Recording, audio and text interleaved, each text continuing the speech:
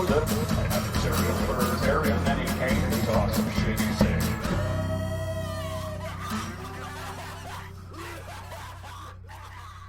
Hello, and how's it going? Welcome to the show. Here we go. We're doing it.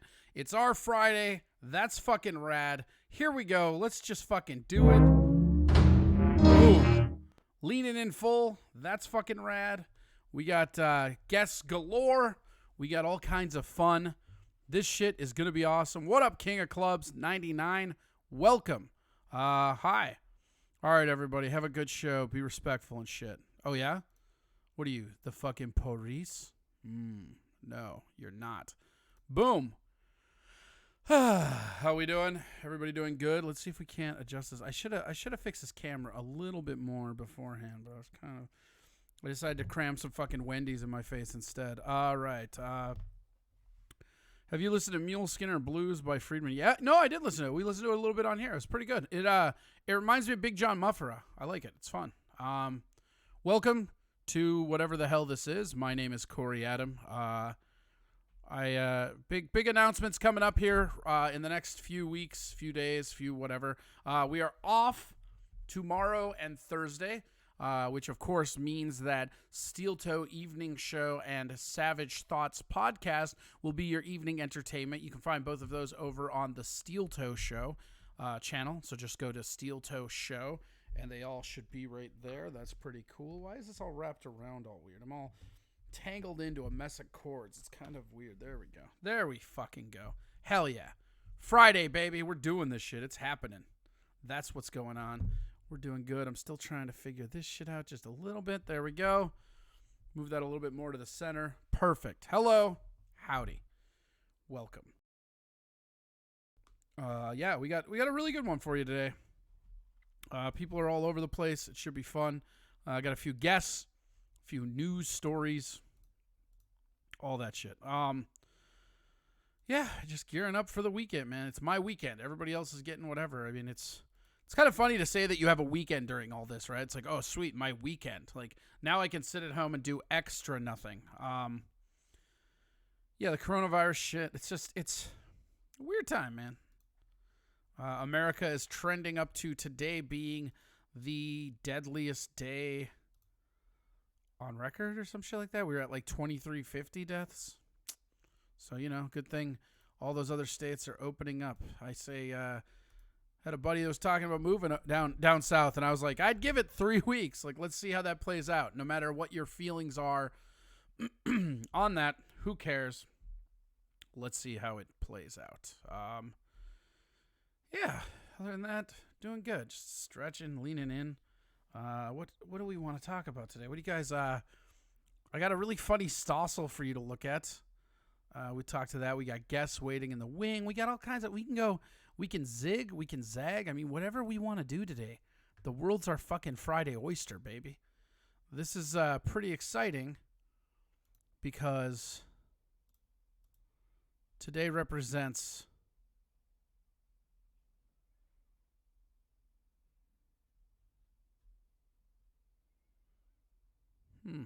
that's crazy. Somebody just sent me something that was like fucking crazy. Hold on, I'm gonna find this article and I will link it to you. Let's see if it's actually what it is. That's fucking crazy. If that's real, that is real. I will eat your ass if you don't like the Build-A-Birds or whatever. Never was a good Alex Jones impersonator, Let's see here.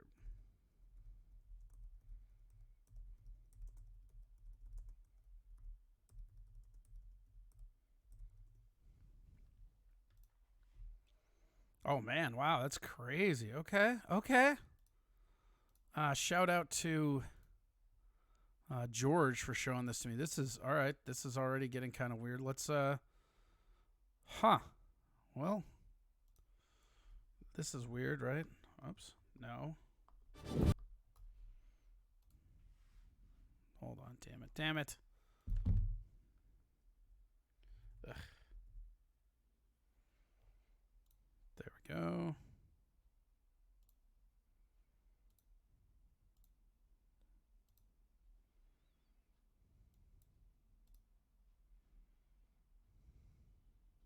Haha. I knew it. I knew it would be an ad. A Twitch feed with no squeaking. Didn't know that existed. Yeah, that's crazy, huh? I saw that shit, and that's like, I think it's funny that they went through all the trouble of getting that new computer and it didn't fix the issue. That sucks. But yeah, whatever. If you don't like squeaking, head over to Savage Thoughts Podcast Studio, where Steel Toe Evening Show will be tomorrow at, I think, what time do they usually start? Is it like 7 or 8? They start somewhere. Yeah, it really was. I actually tried to listen. Fun thing. I tried to listen to it and I couldn't. And then I tried to look for it on a podcast and it wasn't there. And that's just the squeaking on the Twitch feed is unlistenable. And more importantly, it's weird how Aaron keeps attacking everybody about it. Like whenever somebody in the room is like, "Hey, it's squeaking," he's like, "I know it's squeaking." This and that. It's like, if you like, put it on your phone again, man. That was better than listening to the squeak. Like there's something wrong with the soundboard there, and it's nothing that you can really do. What up, Zach Daniels, 69? How are you? Welcome.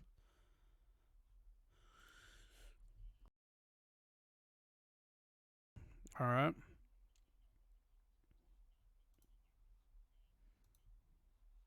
Wait, is this a live broadcast? Oh.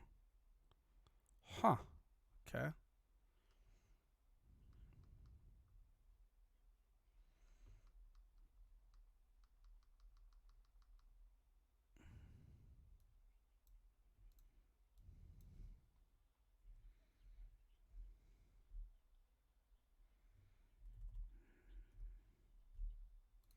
I hate it when something gives you a link to something. Like I just wanted to go see this link to something, and instead of being able to fucking click on it or find the story, yeah.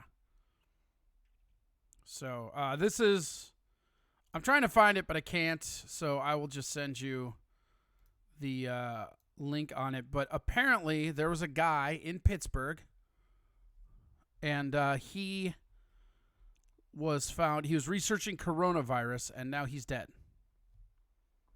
And this is the weird part, is that it's apparent murder suicide. Like that's Dr. Bing-Lu, 37, was found shot to death at his home outside of Pittsburgh. Like that's pretty intense, man. Like, and this is like CBS is carrying the story, Fox News is carrying the story. CBS had a sweet link to it, but like their fucking link had an ad and then it didn't actually have a fucking thing that it went to. Let's see if I can get it up on here. Sorry, I know this is just fucking gripping entertainment, isn't it? Why am I so far away? What do you mean, why am I so far away? I'm right here, buddy. Oh, there we go. I think we got it. Okay, here we go.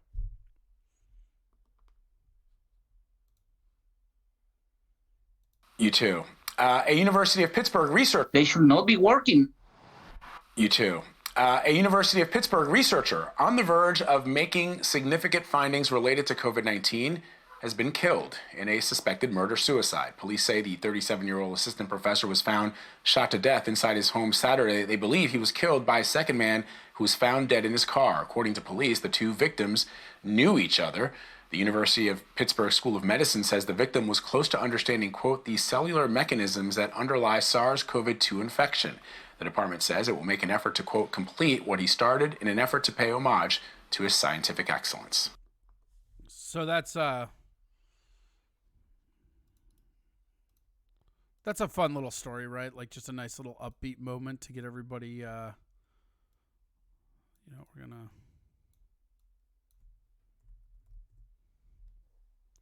post that guy. There we go. Boom. All right. Yeah, don't research SARS-2 and you'll be okay. Yeah, that's true. No, I don't know why. I don't know why that's like that. What do you mean I'm far away? Like this is far away? Do I need to scoot it up a little bit? There you go. There. Looks a little better, right? Oh, it does look weird. I see what you're saying. Yeah, it looks like it's focused a little weird. Oh, well. I don't know. I don't know why that is, but, here is what it is. That's just how it is. There we go. Boom. Check, check, check. Let's see here. This was muted. Is that better? Does that sound better? Do I sound like I'm closer to you now? Yes. Obey me. Ha, ha, ha. Yes. All right. All righty. Let's go over here. Here. We got a real slapper for you tonight. But we're going to be doing this in all kinds of weird orders. So let's... I don't know why that makes me laugh every time, Bly Dog, but it really, really does. Let's you know what? Let's just see how we're doing here. Let's just jump in. Fuck it, right? Who cares? Let's see. We got to find that sweet picture of him. Oh shit, here comes the music.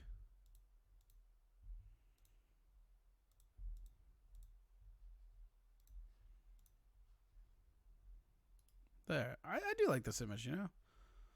It's kind of nice when somebody's image is pretty dope. All right. Oh, shit. You guys are starting up already with the nice, solemn... That guitar music. Oh, I didn't even have it on. There you go. Sorry, I was denying you your guitar music. My bad. You know what? Here, I'll even give you a leftover one. Here. There you go.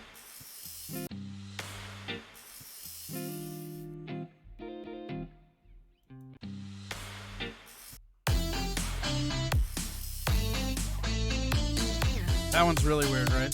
Some of these things are just fucking crazy. Yeah, it is so soothing, right? Just...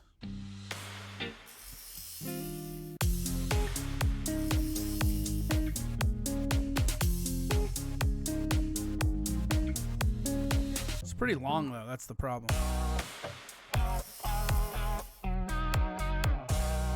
Wow, I have a lot of viewers, I guess. Yeah, the Bits one is the best probably for that. Oh. All right, let's giddy on up. This is let's fucking do this. Here we go. We'll just do you now. Hold on.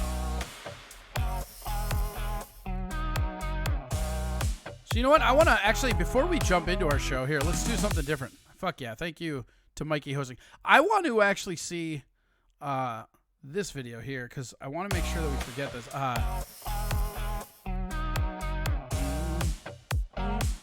Thank you, Bly Dog. Fuck yeah. This is a Stossel thing that made me laugh a lot. Apparently bags are coming back into vogue.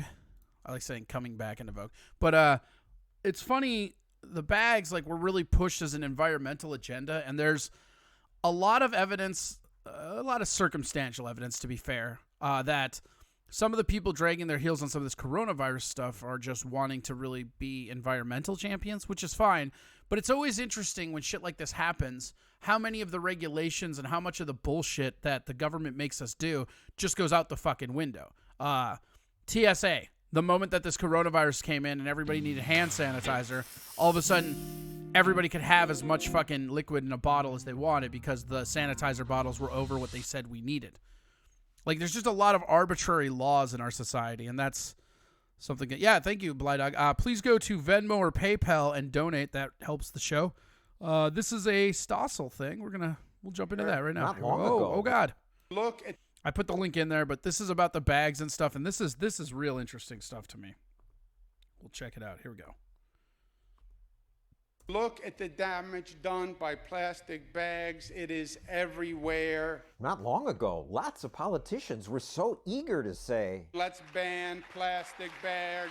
lots of places did ban them, but now they're busy taking it back. A lift on local bans of plastic bags. Instead, they're banning their once favored substitute, reusable bags. No use of reusable bags. Of course, this is because of the pandemic. The bags could bring the virus into the store. Reusable bags were already bringing bacteria in.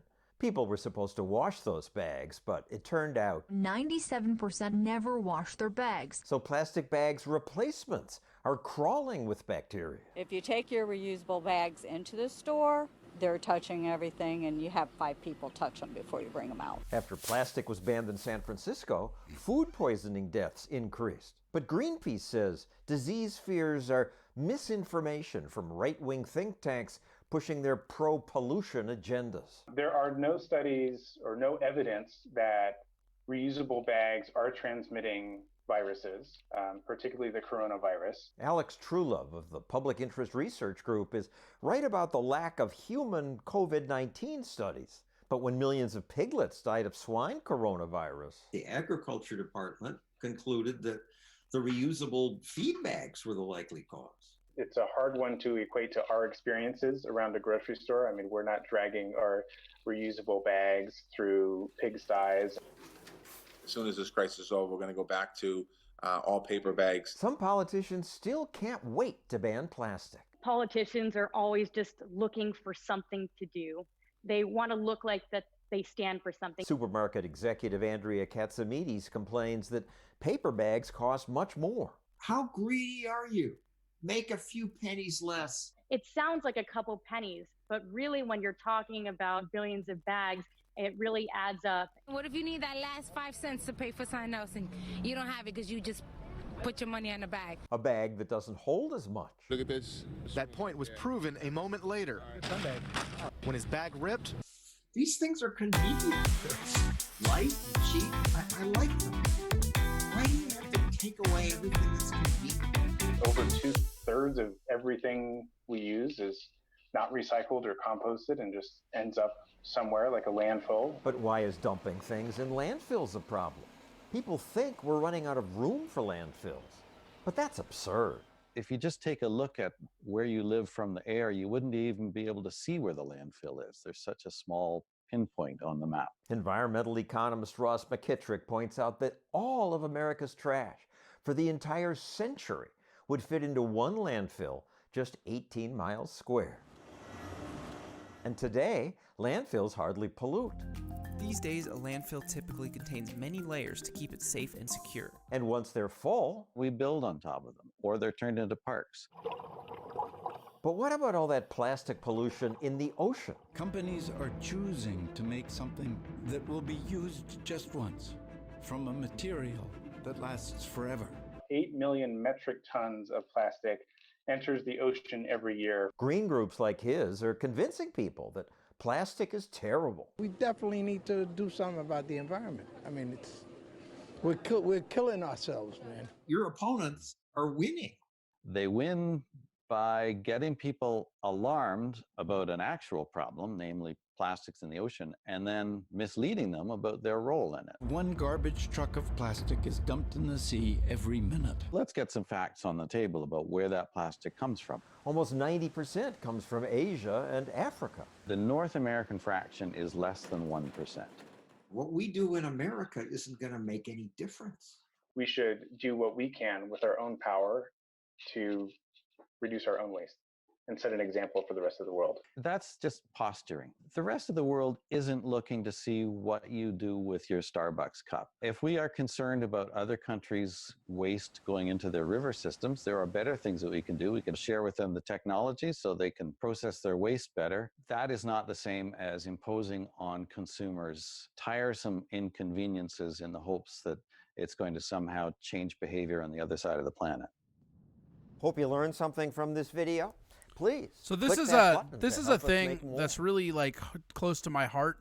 I actually did a paper on that. What's up, K Fallen the Great? How are you? Let's see. D High subscribed at tier 1. They've subscribed for tier months. Big day for Curly. Yeah, that's right. Fuck yeah. Thank you guys for the subs. Everything helps. You guys have been awesome. Piglets. Stop using the P word. Rooney plastic bag. The thing that's interesting is that there's a bunch of stuff that has been misleaded with plastic. And I'm a person that loves iced tea. And I hate... Let's see here. I hate using those cardboard straws, man. Like, it's garbage. And I did a paper on it that was super fun and whatever. I mean, it like... The amount of misleading that goes into recycling as an industry, it's really crazy. I mean, like, I've got some other stuff here that I wanted to show you guys about it because I wanted to talk a little bit of recycling, you know, because, like,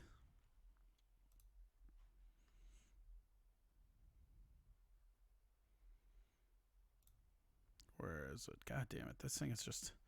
all kinds of broken. But it's, yeah, you can look up, like, Penn and Teller did an episode on it. I don't know why that's not working. We also have, there's a bunch of papers. But the thing that's interesting when you look at recycling, right, is that plastic, like, pollution, and they mentioned it in the thing we just watched. Whoa.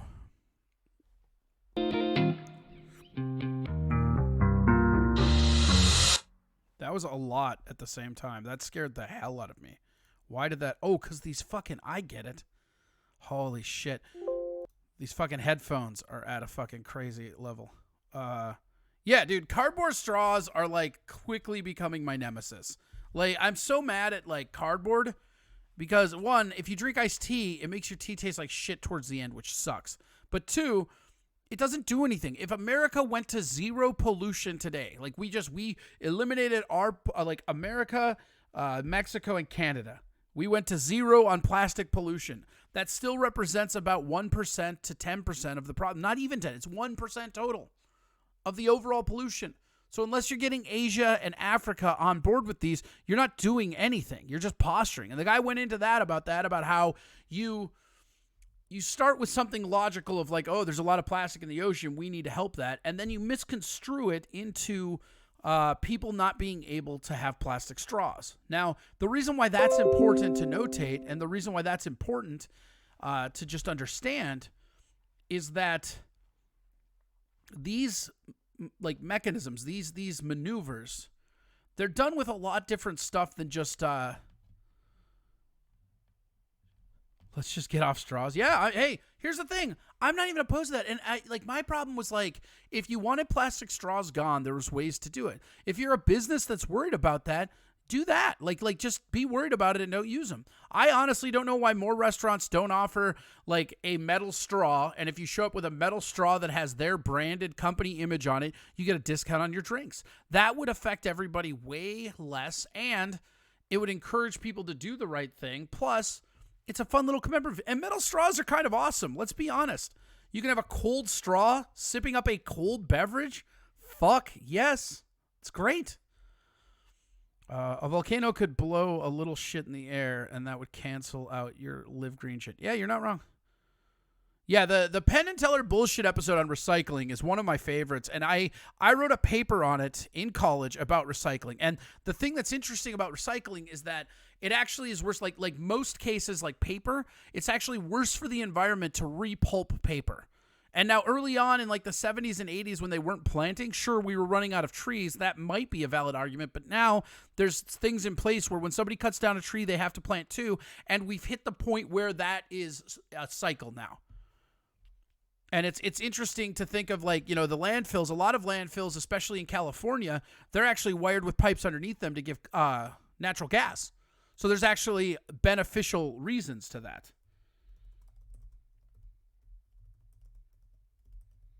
But the main thing to remember here, I'm going to see if I can find it. I had it all queued up, but the video was the wrong one, so I don't know what that is. But the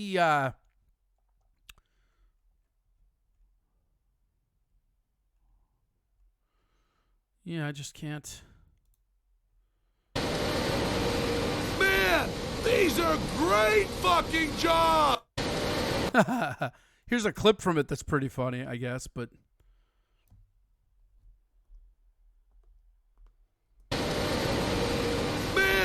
These are great fucking jobs! If only we weren't forced to be Las Vegas entertainers and TV hosts! Pretty great. But yeah, it's an interesting thing. And the show, if you've never seen Penn and Teller's bullshit, it's really interesting. And they break down a lot of stuff. So it's season 2, episode 5. Let's see if we can just find... let's see if we can just find it that way, shall we? Boom, boom, boom.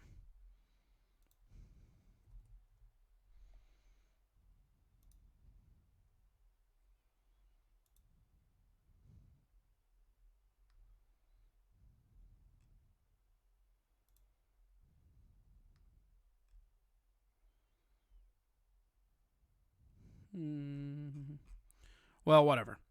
It's Penn and Teller. It's season 2, episode 5. Find it on your own. I guess this sucks. Whatever.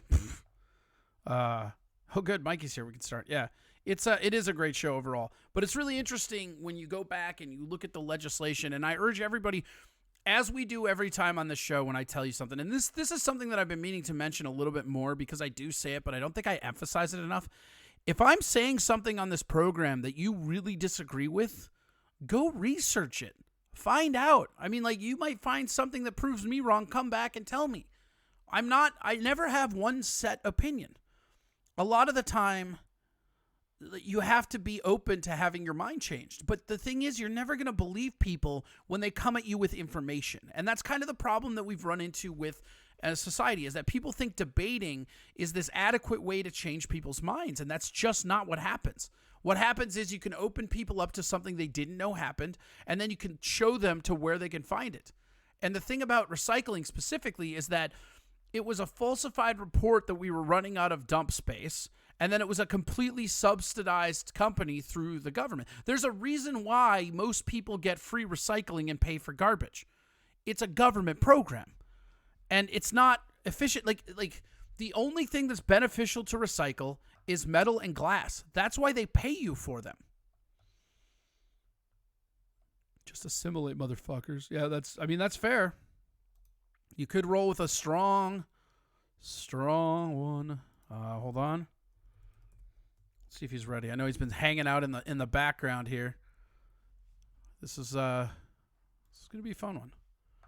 Let me see here. I gotta get this. Bloop. Bloop. There we go. Alrighty. Boom. There we go. I've always disagreed with being called a crackhead, but you never listen to my argument. That's because you can't show facts, Tom. Every time you're fucking on it, you can't show facts, Tom. That's not how that works. You squirrely motherfucker. You know what, Tom? Fuck you. How about that?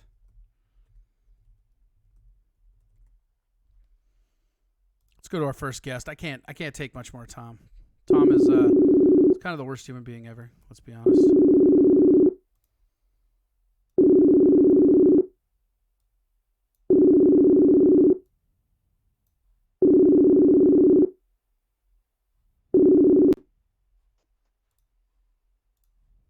Are you calling me? I am calling you. That is true. That was hilarious. I was like listening to the show, and then all of a sudden, like the phone, I was like, oh, who's that asshole that's not answering their phone? You are that asshole, my that's friend. Me. You are that asshole. That's right. I'm the asshole. How are you? How are you doing? Identify yourself to all the viewers. I am Joe Cogazello, the most Sicilian person you know. If you look at me in Minnesota, you might think you're like, oh, that's a Jew. That's not a Jew. That's an Italian. I am hey, hold on. I'm pretty sure my catchphrase. Should I start with that? Go ahead. Yeah. Are you trying to strategic? Are you trying to? Oh, I got you. Yeah. Wait. Yeah. Ready? You wanna do a countdown? 3. Let's do. Wait here. Hold on. I got a sound effect for it. Hold on. Ready? Here we go. We're gonna give it a little DJ horn. And so 3, 2, 1, go. Yeah. Whoa. It's like, shit. Hey, you've never said yeah that many times. That's true. I haven't. Well, no, you have. I'm just a skeptical consumer, Joe. I'm just a skeptical consumer. We all are. We're all home, just like, what can we get delivered to our house at this point? How are you, man? How's the I'm doing lockup? great.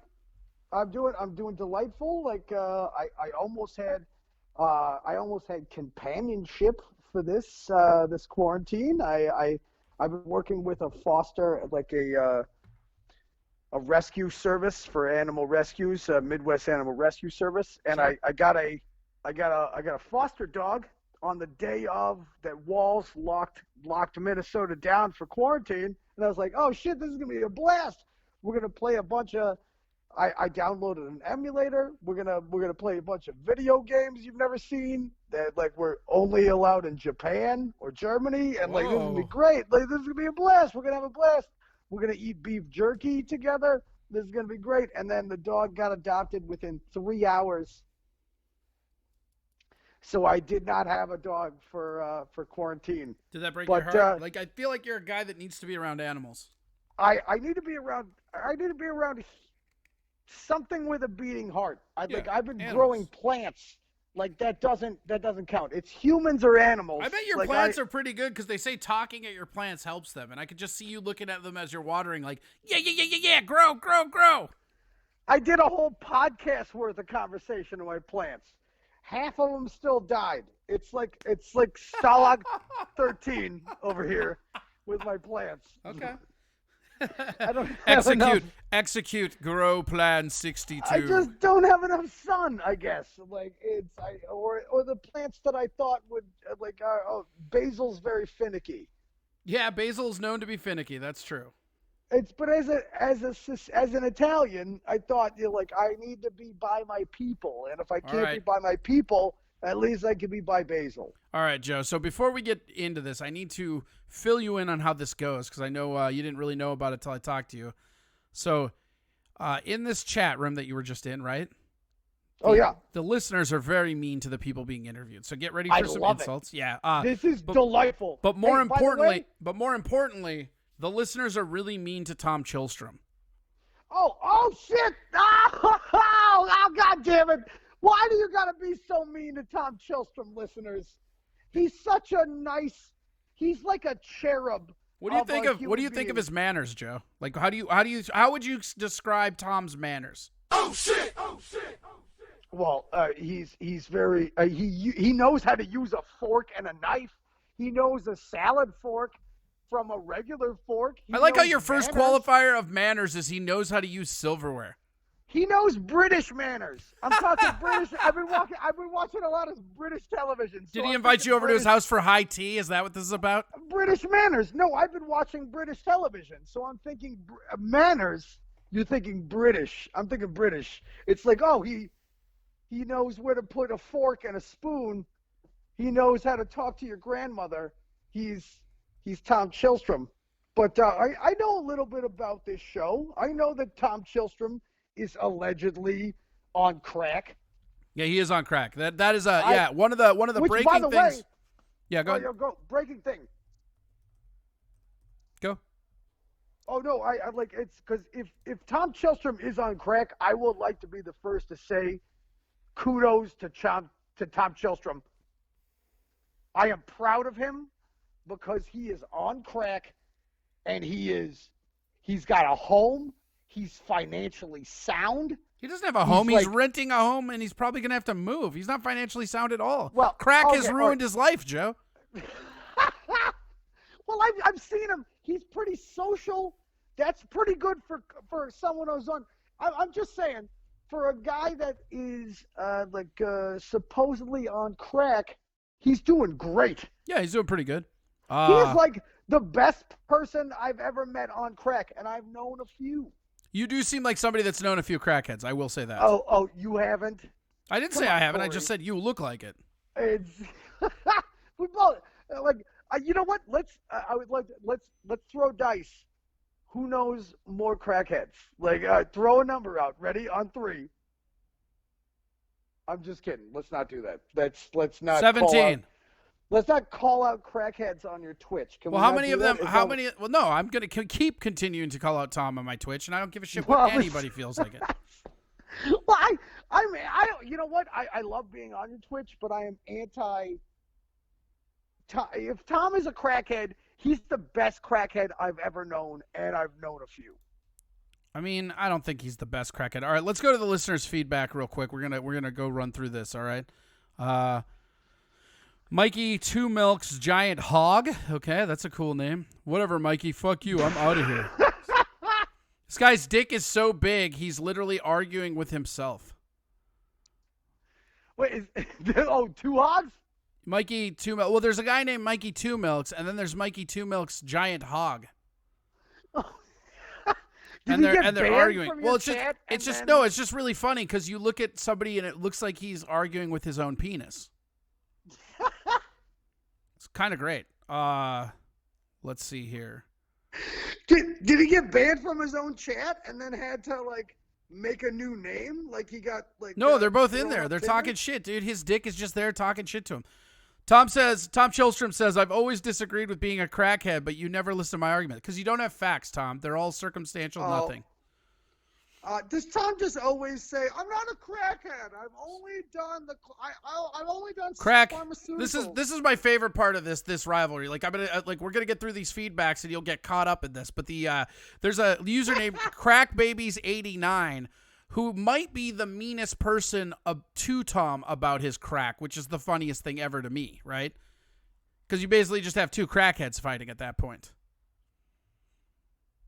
Oh, this Crack is baby, delightful. Crack Babies 89 says, "Yeah, Tom, piss in a cup." Tom says, "I'll piss in a cup." Freaky Deaky says, "Yeah, fuck Tom." Taxation is Theft says, "Crackhead." Tom says, "What? The worst?" Blydog says, "Thanks for pissing Corey off, Tom. Damn it." Oh, fuck you. You know what, Blydog? Now you're banned. Just kidding. We don't actually ban people. Oh my God! Now they're arguing over who's the crackhead. It's another Tom.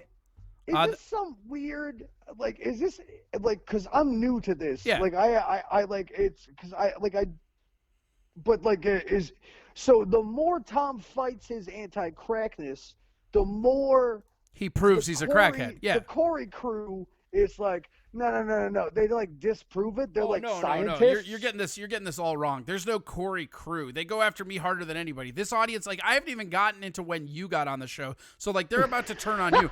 This is a gang of absolute, like, brutal curmudgeons, and they will. How delightful! They will talk some shit. Oh, well, you know what? Okay, all right. Talk a bunch of shit. By the way, it affects me not. Like, Tom Chilstrom says it's my curse. Fuck you, Corey. You want to talk shit? Enjoy taking a break from, like, jerking off for a couple of minutes, I guess. Taxes So Theft you says, can, "Fuck like, you, talk Tom, shit. crackhead." Oh my God, your fans just shit on Tommy. Matt for Doima being Matt Doima just popped in. Chom Tilstrom. Okay, great new nickname, Matt Doima. That's a great Chillstrom new nickname, which I'm renaming Tom in my phone as that. Chom Thrillstrom. Tom Chillstrom. Chom Thrillstrom. Chom Thrillstrom. Taxation is Theft says Tom Shitstorm. Okay, no, it's still Shitstorm. Phantasm says quick pandering and get Tom some crack. Oh. Well, like, how is he supposed to get, if he does crack, how else is he supposed to get crack, which is by this show? This show, I'm pretty sure, gives Tom enough crack to keep him appropriate? Like, Yeah. Is that a thing? It might be. By the way, I've been listening to this whole day, and I'd like, since you guys, this is just the, like, early. Did you watch some of the YouTube clips? This is delightful, man. The best one is go back and listen to Isaac Whitty, where he talks about actually using crack, and we go down his journey to get to Oklahoma. It's a very good episode. And then Tom was like, I had all those feelings. Yeah, Tom really resonated with that episode, but he was too scared to own it publicly. Which I still. That was actually the episode. Like, that was the episode where we pegged him down as a crackhead because he got super defensive of crack, like a crackhead would. It was one of those like if you're not a crackhead and we burn you at this stake, you'll burn. But if you don't burn, you're not a crackhead and we owe you an apology. Oh, he's a 1793 witch? Yes. Well, he's a 1793 crackhead. Yes. Well, those were witches back then, Corey. Oh, well, yeah, then he's a witch. Yeah, it was 1793. Crack didn't exist. Those bitches just smoked a bunch of shit, said a bunch of witch stuff, and then got burned. Yeah. Now they're going after you a little bit.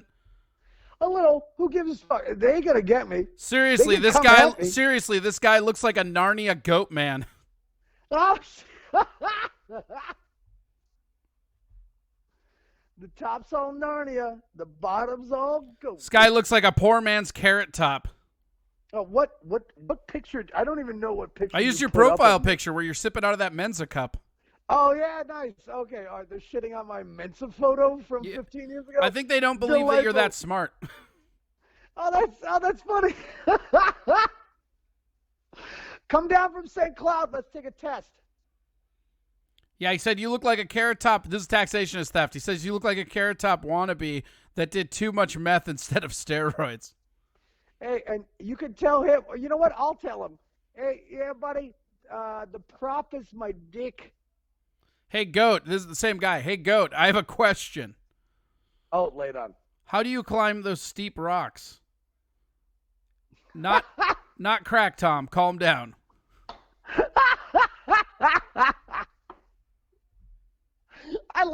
Dude, I have no idea who your listeners are, but like this is to like it, for some reason they have taken a like some sort of they've got a about Tom. About Tom. Otsu16 says, "Do you eat cans?" Jesus Christ. Yeah, dude, I'm telling you, man. This is what happens. Like this shit, like it starts out at the moment that like you, the moment that you come in. What? Do I eat cans? Yeah. Seriously, okay. Oh, don't leave your laundry out. Whatever your face is, internet thing, 72. Phantasm says, "But how do you know he's a witch?" Well, if you burn them and then crack comes out. Phantasm says he's smart enough to buy a cup. Bought a Mensa cup. I think that's a Mensa Fuck shop. yeah, dude. I bought that cup. You think I joined Mensa? You think I'm one of those assholes? No, I bought that cup. Bradley 138 says, "You don't have to be smart to buy a coffee cup, only slightly above the poverty line." Yeah, where's your Facebook profile Mensa coffee cup photo from 12 years ago? He's too poor to afford. He can't afford it. I found the cup. It was a delightful. I'm smarter than anyone that makes a fucking reference because I found the cup. Tom Chilstrom says, "Hey goat, reminds me of the Adam Sandler CD, LOL." And then he said, "They're called trolls, Joe." I know, Tom. There's a whole movie about it. About trolls? Well, There's a couple trolls movies, aren't there? Isn't it like Trolls Rock and Roll movie? Is that a thing? Blydock said, "You really whizzed that one there." Was he like 4 statements behind? Yeah, they like sometimes these get like fucking lagged up. That's why I try to like banter a little bit with you while it all catches up. And I don't know, like I'm sure this whole fucking quarantine shit isn't helping, but the internet signal has just been absolute trash lately. Oh yeah, dude, I'm surprised, Corey. I'm surprised porn hasn't gone down, and we have to go back to. Do you know? Like, I feel like, dude, I honest to God, like conspiracy wise, right? I feel like the first thing they did when they talked about shutdowns were like, yeah, but porn's staying on, right? And they're like, oh yeah, fuck yeah, porn. They're like, it's nurses, pornographers, and then grocery store employees. Bradley 138 says my coffee cup says MIT. Oh! I bet. Did you buy that? Just like I did. I didn't join Mensa. I bought the fucking mug, and I'm from time to time. My dick got sucked way more than actual Mensa dudes. I'm doing a lot of canned effects behind you, like with applause and stuff. I love your listeners. It's like, do I have an MIT mug? And it's like, yeah. You also Excuse me, bitch. $102,000 going to MIT. Yeah. Like, what are you doing? Are you sitting at home watching shitty movies like the rest of us? No, they're sitting at home watching this shitty Twitch talk like the rest of us. Exactly. Dude, so have you been... All right, what is your craziest conspiracy on this? Oh, man, you don't want to know how crazy I go in this. No, but like... Crack Baby says, is Mensa short for menstruation? Crazy. I haven't menstruated since 1947. Who the fuck was that? I don't know your shit. That was Crack Baby's 89. Oh, I'm sorry, Crack Baby. I'm sorry. Was that Tom Chilstrom 89? No, Tom Chilstrom is a creative juggernaut, and his screen name is just TM Chill. Oh, sorry. I thought it was Crack Baby 87. Not that your name is also not creative, Coca-Zilla, but I can't give you shit because my name is Corey Adam Comedy on here. Dude, mine's only Coca-Zella because I forgot the first one that I did 6 years ago, and I didn't have time to do let's go renew a whole fucking thing and realize what you did. What was the password you did 7 years ago, Corey? Like, it was like, I jerk off all over faces, hashtag. Phantasm says, good job, Joe. Make fun of the guy with COVID. Who has COVID? Bradley 138. Oh, I'm sorry, Bradley 138. The guy that had the MIT cup. Oh, I'm sorry, MIT cup COVID guy. Bradley, go stay at home, get your food delivered to you. I hope you have a bunch of loved ones and like a good immune system and good health care. Like, go get them, Brad. You'll come back.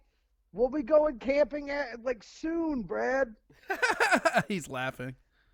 I hope we don't have to do like a whole Bradley. No, I was trying to get him. I was trying to get him to call in, but he found out and he didn't know.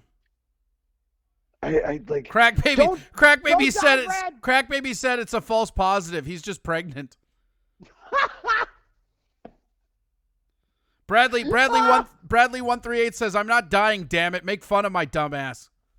Okay, good. Okay, all right. See, but that's the thing, though. Like, it's so good that you're not dying, but you don't know who's dying and who's Nobody not like dying. check it out. Nobody here like the softest people in this room are you and Tom Chillstrom. Just Oh, remember. shit. Oh, well, no, Actually, wait, no, and Doima. Doima's no, in here no. too. Doima's in here. My bad. No. Just don't mistake my kindness for me not being able to be a fucking disgusting, horrible Too monster. late. Too late. Powder puff. I am just being nice because this is the time to be nice. Apology This is not the time to be an asshole. Nobody needs to say. Blydog says we don't give a fuck. Do you? Do you not give a fuck? Well, you might give a fuck when you're just like Darth Vadering some respirator. You fucking Taxation is theft says, "Hey goat, how much trash do you eat daily?" Jesus, cheese and rice. Your fucking monster listeners are terrible, and then some, and it's delightful to my end because I'm a New Yorker. I've been dealing with Minnesotans that are like super nice for ages, so it's nice to actually deal with like when Minnesotans get to speak their mind, which is not to someone's face. No, it's but behind. on the It's internet. behind a clever screen Yes. name on the internet. That's what I. That's what I like the most about Twitch. Like that as a format, right? That's one of the Silly reasons why goose. I'm here. Is because everybody comes up with these funny names, and then you can talk shit, and nobody's like. I think where Facebook fucked up was it made us all use our real names. If you could create fake names and talk shit, nobody takes it personally. Yeah. Hey, I'm silly cunt 247, and I just want to say you all can suck all the dicks in the world. It's a lot of dicks. It's like- and then just drop off. Otsu16 says, "Hey goat, everybody's calling you goat, dude. What do you think of Popeye's chicken sandwich? I thought it was bad." Nah, dude. Hey. You know what? Popeye's chicken sandwich was way better than the Chick-fil-A. Disagree. Unfollow. Whoa, suck it, everyone. You suck it, dude. Like, Spicy I chicken would deluxe is love- where it's at. Sorry you know like what? mid-grade I'll eat mayonnaise on your fucking chicken, you dork.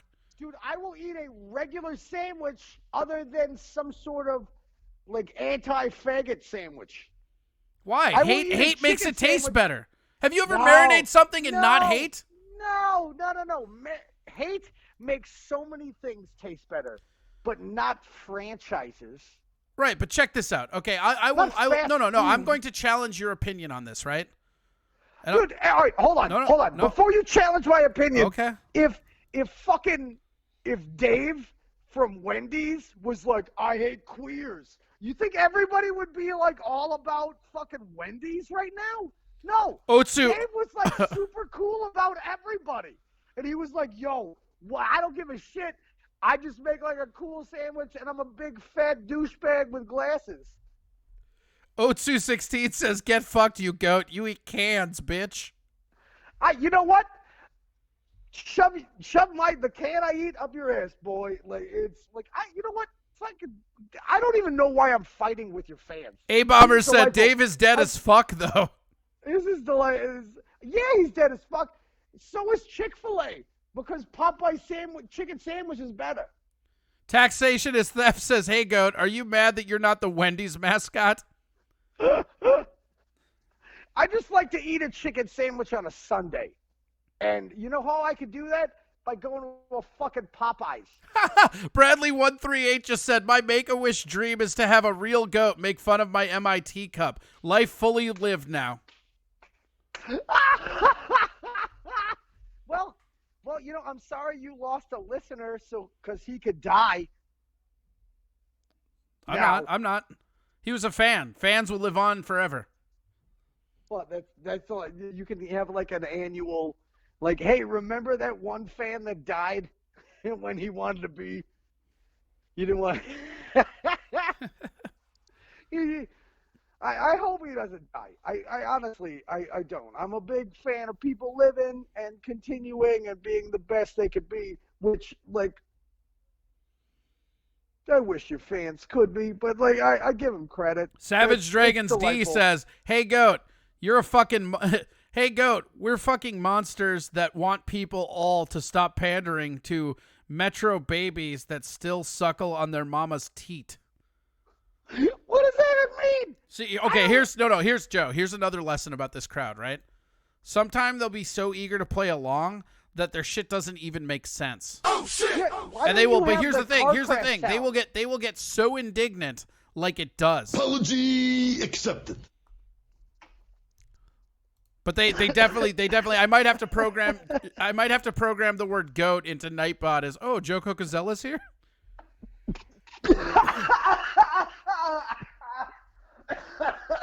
How's that hit of medicinal grade tobacco going? It was really funny. I choked on words. Tobacco. A water pipe of tobacco. The water pipe of tobacco. It was the god of I only smoke tobacco. That was delightful. It's your fans are adorable. These they aren't fans. I'm basically like their hostage at this point. They give me money to like keep my lights on, and then I have to fucking dance for them. Like this is not a healthy performer like fan relationship. This is like send help, Joe. That's what I'm telling you right now. Send help. Shit. I didn't realize that you were stuck on an island and that you made a bunch of rocks to form like a help sign so that like no, that's not what happened. Okay, look. Now you're just being an ass, okay? What I did was I found a volleyball, I painted a face on it, and then I sprinkled it with voodoo dust, and now these guys won't leave me the fuck alone. And everyone calls you a racist. Yeah. You did that movie where the Somalians took over his boat. It was like, no, that's a whole different movie. Crack Babies 89 just called you Billy Joe Goat. Oh, keep it going. That was like a Billy Joel like goat thing. That's pretty good. Yes, but you know what? It's all about I do rock and roll. We all do rock. He's trying to give me. Are you trying to give me I don't do rock and roll? I'm not rock and roll. I think you're rock and roll. You're pretty rock and roll. Because that was the whole Billy Joel thing. Like, he thought he was rock and roll, and everyone was like, this motherfucker ain't rock and roll. And he's like, I'm rock and roll. I fuck bitches. I ride motorcycles. I do, like, a bunch of cocaine and crazy. I party. I impregnated Christy fucking Brinkley. I'm rock and roll, motherfuckers. That's a really weird pull. He's like, and everyone, and his, like, some of his fans were like, you ain't rock and roll. He's like, Christy Brinkley! I fucking fucked Christy Brinkley and put my seed in her. That's super rock and roll, is it not? Did you think he told her about it every single day? Well, I'm pretty sure that's what he said. Like that's how he like came inside her, Christy Brinkley. Oh no, like, I don't think that, but he definitely did that like woo hoo. Like he definitely like when Billy Joel orgasms, he definitely gives him the old ooh hoo. I ride a motorcycle inside the vagina. Honey, Billy, wake up. My pussy itches. Well, you know, baby, we didn't start that fire. Yes. Oh, I did not start that fire. Yeah, I didn't start. I mean, I've started some fires, but not that one. That was already burning since my world was turning. I intend to not talk to you now for the longest time. I'm looking at all of Billy Joel's songs in front of me here, and I'm really starting to think that they were all just him leaving out a part where he was just being a bastard after dipping out and fucking a chick. You may be right, I may be crazy, but trust me, I'll call you, don't you call me. Yes, dude. Like every single one of these look like contextually somebody like Uptown Girl. She's been waiting for me not to hurl. Yeah, dude, it is all about he is going to get out of that every song was a different. Holy shit! Are you ready for this, Joe? Joe, are you ready for this? I bet Only the Good Die Young is about abortion. No. Only the good die young. That's what I'm saying. No, it can't be. It can't be. I bet it is.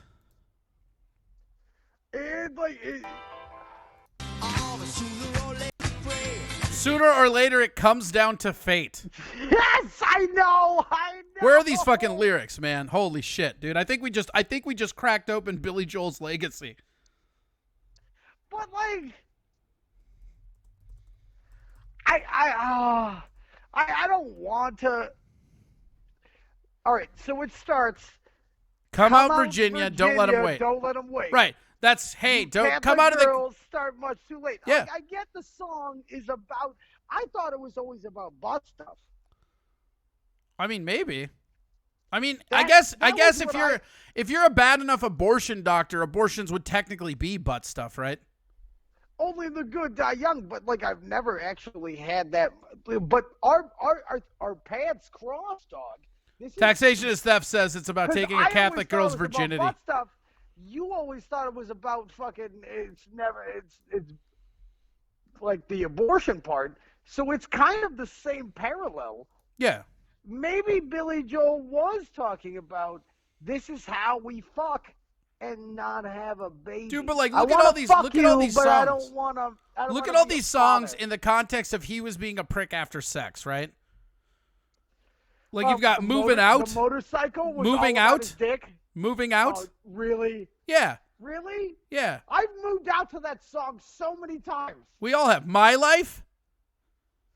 Another great. That's a great. We're Italians. That's a great song. That's a great Italian song. It's pretty good. I'm not mad at it. That's for sure.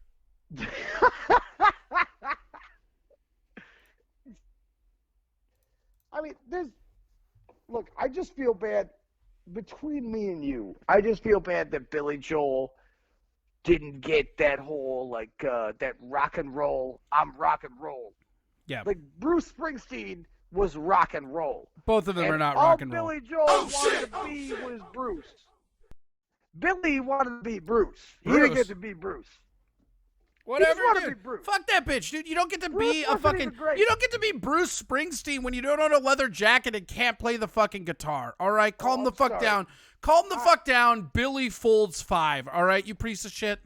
Bruce had fucking Jersey, the whole state of New Jersey, and I'm sorry that Billy Joel only had Long Island. Oh, yeah, but he also had a duet tour with Elton John. Yeah, but Elton John is he is a goddess. What's my name? Sandy says Billy Joel is way better than Bruce Springsteen. I can't stand the boss.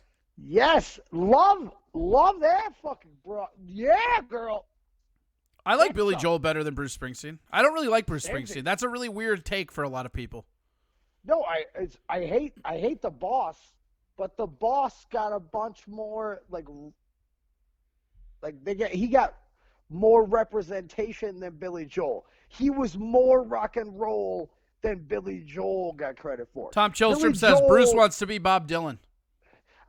Just do some crack, Tom Chilstrom, and go to your job. Yeah. See, now you're getting it. Yeah. Apology. Excuse me? Yeah. What if, you just go smoke some crack? I'm Joey Cocazello. I didn't even want to do that, but you made me do that, Tom Chilstrom. Nobody made you do anything. You saw the temperature of the room and you fucking worked it because your comedic, skills are going untested in this coronavirus.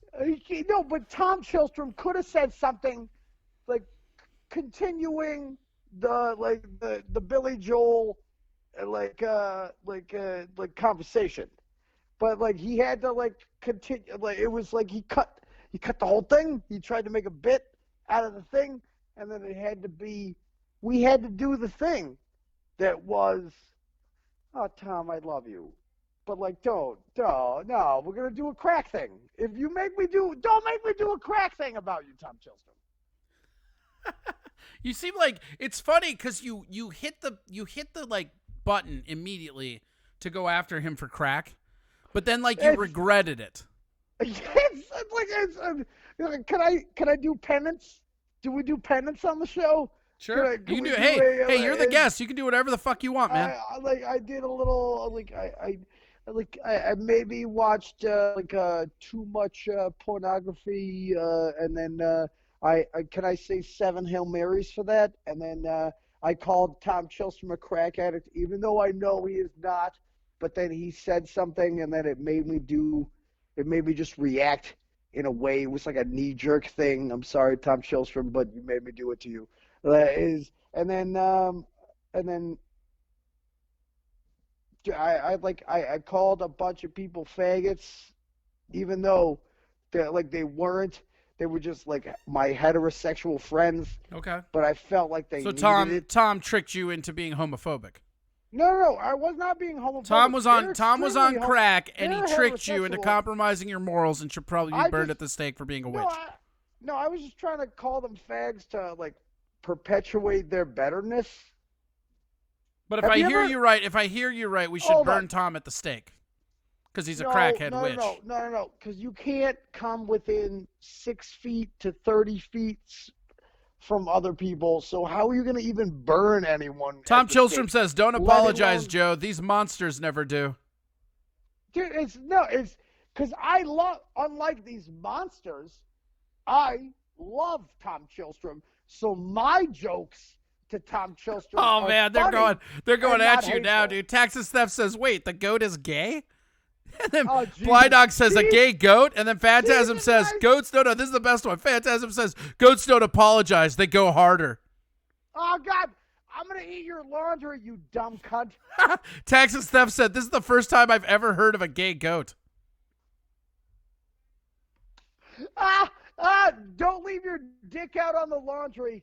Phantasm says, "Good Twitch name, gay goat." Yes, that's my new Twitch name. It's like Obama, but better. Crack Babies 89 says, "I will eat your ass." Crack Baby 89 eats everyone's ass. Taxes Theft says, "I will eat you dick."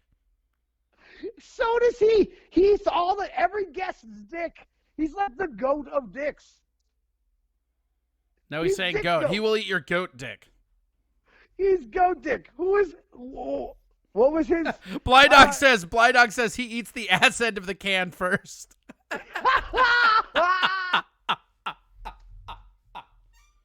Oh. Dude, that's hilarious. Can you open a can from the bottom? If you open a can from the bottom or the top, it's the same. It's a can. Right? I think if one can's open and one can's not, it has a bottom though. But if you open the can, if you have a can opener and you have a can, and then you use the can opener, there's no bottom, there's no top. The can, they're both sides are canish. Rat on a Thought says, "I will eat your dick, goat." Cheese and rice. Or no, I will dick your goat. That's what he said. I will dick your goat. And then he said, "I was on the phone, mothers." I'm very particular about where I put my goat dick. And by the way, you know what? I am actually loving. Keep going, me. You silly, Bradley 138 says, "I taste shitty if you eat from the bottom of the can." I love that you have 40 people that have watched all of Netflix, Corey. Taxes Theft says, "Dicking the goat will be playing at the Vernanda Lounge."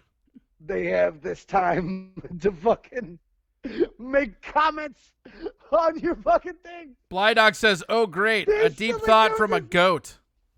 I would love to see what these actual fucking your comedy trolls. Phantasm says, "Goat, you just need to pay attention to the man's asshole, the rim asshole first." I'm all about ass. I love eating girls' asses. Oh, it is delightful. Is that true? Well, hold on. I love to eat ass, and I love to get my ass eaten. You ever getting your ass eaten, Corey? Yeah.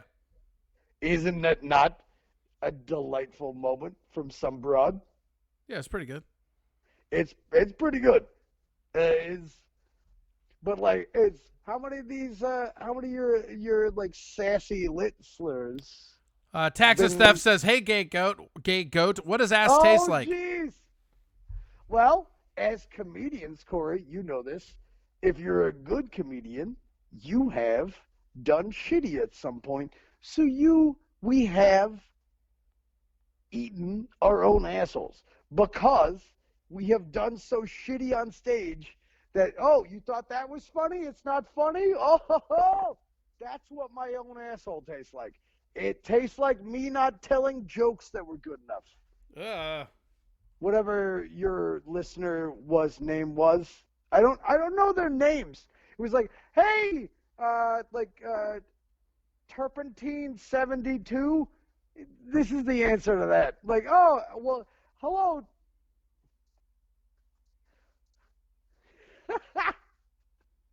Your listeners have dumb names. Yeah. For their fucking, like it's. I'm. Taxes Theft says, "Does anyone else hear crickets?" No, I want all your listeners' numbers. Like, does somebody have to be like, I'm badass podcast guy 74. It's like, oh, well, you know what? You're the 74th badass podcast guy. So it's like, who's got the original of their little names when they sass out? Was like, oh, like I have something to say. My name is I Say Awesome Stuff 47. It's like, well, there's 46 people that say way awesomer stuff than you. They're just saying crickets. They kind of sometimes. Cricket? What is cricket? Well, taxes Theft says goats don't understand memes at all, or names. I just Looks learned like what GIFs and memes were. I just learned the difference. So fuck you, cricket. Crack baby says names aren't important. Just do crack off goats' backs, Tom. Oh, that's another running joke here is that we call everybody Tom. Wait, hold on. Everybody's Tom? And yeah. Everybody does crack? No, so like when Tom first came in here, he didn't have a Twitch account. And then he said he would get off the phone and get into Twitch. And then it became like an I am Spartacus, I am Tom. Oh, shit. Oh, shit. So now there's like a bunch of commands where people can put hi, Tom, and hey, Tom. And then every single guest becomes Tom. Oh, I'm so late to the fucking game. I should have been Tom Mazzello. Yeah. That should have been Tom Mazzello should have been my thing. I should. That's my bad. I'm sorry to your listeners who are horrible monsters, which is delightful. But then, Corey, thank you for doing this. There's not enough. No, there's no place for horrendousness anymore. Oh, yeah? Is that what's happening You know now? what I So mean? you open your mouth about Chick-fil-A, a chat room goes after you, and now it's just horrificness? That's what we're doing? Okay. All right. First off, I knew your chat room was going to try to go after me prior to me even coming out of this thing, which I love / Taxes Theft says, at least we don't look like goat monsters. Oh, jeez. Oh, well, you know what? That's a fucking 17-year-old picture. Goat such and such or yada yada. Blydog said, wait, he's a gay ginger goat? Ginger goat? I'm not even fucking shit. I love that your listeners aren't comedians. They're not funny at all. It's delightful. I'm not shitting on them. I think they are awesome. And let's go hotbox something when we can actually get together. Y'all want to go camping? And eat mushrooms and shit? Let's eat some mushrooms and go camping and whatnot. And I'm sure most of them are going to make fun of Tom Chilstrom. Because he smokes crack. We'll have a crack tent. We'll have a crack tent? We'll have a crack tent. We'll set it up. I know people. So, so you've been doing weird shit during quarantine? Have you you shaved your balls? No, I have not. When was the last time you shaved your balls? I don't know, like 8 months ago? 9 months ago? You want to know? You want to know when I know it's time to shave my balls? That's summertime, because I never shave my balls wintertime. That's no ball shaving time. I always shave my balls when my penis gets caught in my pubic hair. Like there's a moment where, because I'm circumcised, right? And so there's a moment where, as you're coming down from erection and your fucking your dick is retracting down, when your hair gets too big, it'll caught and it just goes in and it pulls, and then you're like, oh shit, time to shave the balls. You almost sit on it, and Yeah. you're like, well, it's time now, and time. Tom said we prefer crack dens. And then he said, I mean, what? I'm an opium dem kind of guy. What's my name? Sandy says, why do men think they need to shave their balls? So they don't get in your fucking teeth. So our ball hair doesn't get in your teeth. I feel like any chick that answers that does not give blowjobs. It's for you. We're not doing it for us, you silly goose. The shaving is for you. We'd leave. You know how hard it is to put a fucking razor against your fucking nuts, where the temperature changes and then your balls move whilst you're shaving? That's a dangerous scenario. We do it for you because we love you fucking beautiful vagina holding titty broads. Titty broads. Titty broads. I like a good vagina holder. Are you not a fan, Corey? What? How does that even, like, don't try to turn it to me because you made fucking enemies out of this chat room. Otsu says, I got floss. Oh, I'm sorry. I made enemies out of this channel because my name's not Corey Adam or Tom Chilstrom. Tom's already an enemy. You came in neutral ground. No, Usually, no. You're like Joe. You are the non-enemy, and Tom Chilstrom No, that's is not like the yes. most enemy. That is for how. some reason. That is how it would play out if this show were normal. But because I don't have fans, I have persecutors, and I'm a hostage. Everybody comes into this, and they're on the side of the caller. They're trying to sabotage it at every turn. Oh shit! They're trying to fuck with you? Yes, this is 35 episodes of them trying to fuck with me. Really? Yes. So all I gotta do is say like secret stuff from like our conversation, things I know about you that you don't want them to know, and then You're would cutting go out, buddy. bananas? I can't quite hear you. There's air horn. There's air horn sound effects over you. I can't hear anything you're saying right now. It's very weird that the soundboard would choose now to spike in for no reason at all. Dude, it's a crazy thing with Verizon. I know. I'm trying to get on that Comcast so it fixes that. Rusty Grammar says, huh? I keep that shit clean as a COVID credit card machine. Why would my wife want to bury her nose in that when she's engulfing my shaft? Have some class, people. What is a COVID credit card machine? Because people wipe the ATMs repeatedly now, I think. The COVID credit. But I feel like because he referenced to his wife and his wife's lady parts. Yeah, so he's talking about his pubes. He's talking about COVID cutting his pubes. Machine. He keeps his dick cleaner than a COVID credit card machine. Oh, he keeps the dick cleaner. But that's shaving for COVID. Are you shaving for COVID? Yeah, that's the new challenge. That's the new water bucket challenge. Shave for COVID.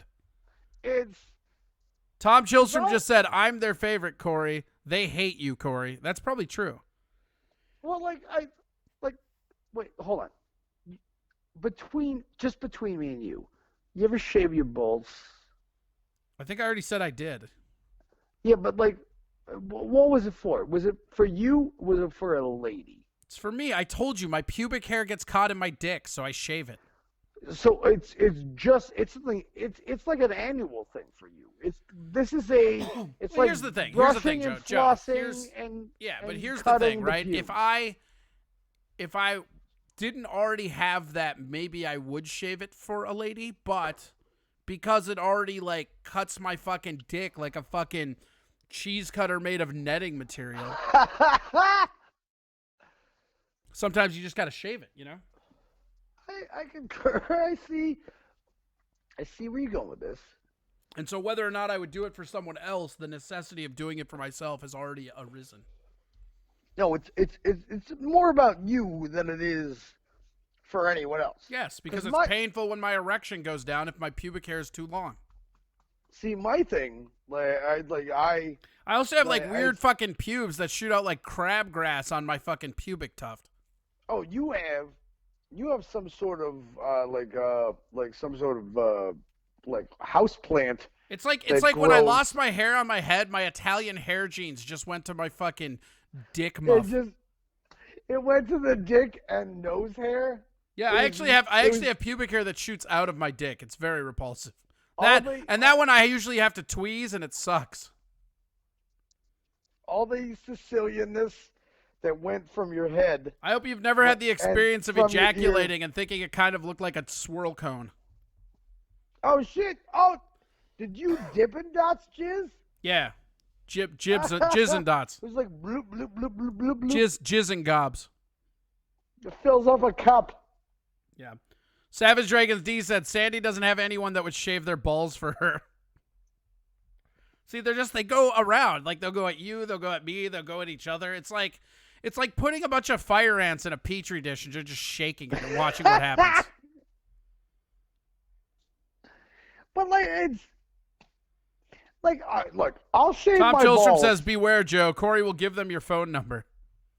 Good. I change my phone number on a goddamn regular basis because I have money. Wow. We knew you had money when you bought that Mensa cup. I know. Hey, you know what?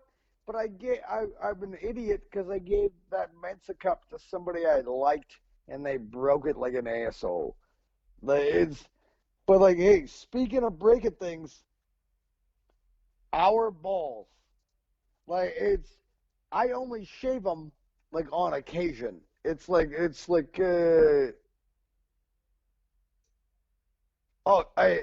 with a gal and she's like, I've never seen shaven balls before. It's like, all right, you know what? You have curiosity and I have hairy balls. Let's fucking do this. Crack Babies 89 wants to know how much you paid for that Who poster. Hey, you know what? That Who poster I got from a goddamn record. I don't know if something 89 knows about buying things. Crack Babies. Oh, I'm sorry. Hey, Tom Chilstrom's son, Tom Chilstrom's child. Chom Thrillstrom. Oh, is that what it was? Hey, you just moved the letters around.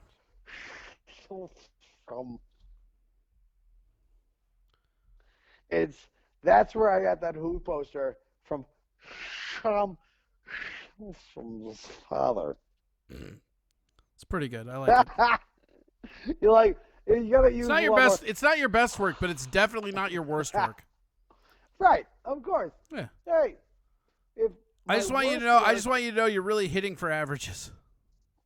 My worst work I have to name after me. It's Joe Cogazello Jr. That's my worst work, because usually I come on her tits. Whoa! All right. Hoo-ah! Is that too far for your pod? That is way too far, bro. Is that too I'm sorry. There was boobies, and I did a man thing to them. Oh, okay. Is that better? Well, now we just need more description. Oh, I did a jizzy thing on her titties and whatnot. Is that better? I don't know. They're arguing on whether or not you paid money or can tops for that poster. So far, 15 can tops is what they think you paid. I love your listeners. They're a bunch of dildos.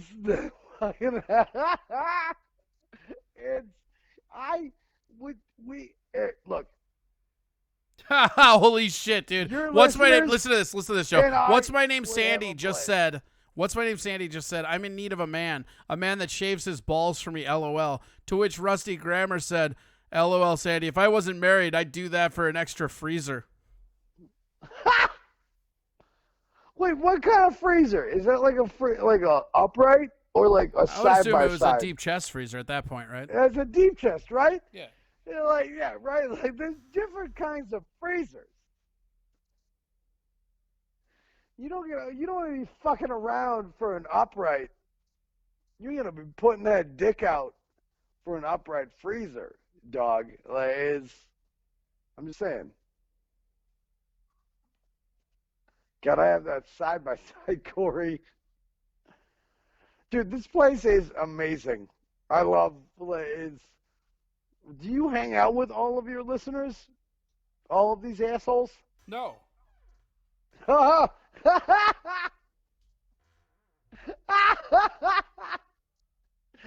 love that they get to say whatever they want. But you're like, hey, you gonna hang out with these guys? It's like, no, fuck that. I would never hang out with these horrible ant-like monsters. Sandy says, oh yes, shave balls for an extra freezer. It's a Hey, deep Doug. chest freezer. I need a good deep dick to get into my free deep freeze. I love your listeners. Who the fuck are your listeners? This is delightful. Hey, anytime I am not shitting on any of this. Crack Babies This is 89 said, I would smoke weed with you, Corey. Amazing. You should. Hey, Crackhead 47 or whatever that name was. You should totally smoke weed with Corey. He's a delightful weed smoking partner. We've done this a million times before, and he's super friend. It's like you watch that episode of something that was like amazing, and you're like, I wish I could be that. You could be that, cause you know fucking Corey Adam. Yeah. I'm the key. I'm the key. Yeah. None get Stop to being Twitch an heaven asshole. but through me. Worship. Corey's the key. I'm sorry. You know what? First time listener, long time listener, first time caller. Sorry, I'm drunk. Savage Dragons D said, someone needs to tell this goat that you're just supposed to drink the alcohol, not eat the whole fucking container. God, I love your listeners. They're like, they haven't gone past high school, have they? No. Rusty Grammer That's said, so we are the fun. classiest assholes in central Minnesota, sir. Just get classy, you fucking cunts. I love you. And I also, but come at me. It's a lot of duality in that sentence right there. I fucking love you. Fuck you, cunts. But I will also cut your fucking faces. Whoa, that got creepy. Oh, yeah. No. I'm the Highlander. You're what? There's only one Joe Cogazello. Is that true? There could only be one. If there's another Joe Cogazello, I challenge him, and I will. I always see like 4 or 5 when I go to Delano. Oh, shit. Well, no, those are the hack Cogazellos. Matt Doima says, do you see what I have to deal with every week? Ha! Oh, shit. Oh, you know what? I was about to do a plug. Do it. Go plug. But Let's maybe plug it up. No, Plug it up. You know what? I might not plug anymore. 'Cause Whoa. see what I have to deal with. Wait. So now are we witnessing the breakup of a just podcast kidding. here? No, that's not. I'm just kidding. I was playing the thing. Excuse me, Awful bitch. Service Podcast, you fucking cunts. And I Apology dare accepted. you to be a jackass. Highland. No, you know what? You're constantly jackass. You know Corey Adam. You're always that is like you're like, oh my God, we know this is our God. Your new God. Yeah, Corey, I'm a pharaoh. I'm a god like, king. It's different. We are an asshole. Those people, the Corey Adams, Have you made a name for yourself? Savage Dragon You D need a says, name. "Fuck you, goat. I made it through high school and the corpse."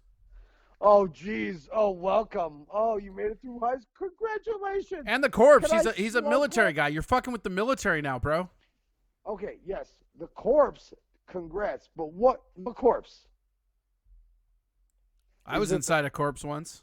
Because I'm straight. Because I'm like, yeah. She just laid there go and gave me all those the bored corpse. looks, and it felt like I'm every other always- sexual encounter I've ever had. Ugh.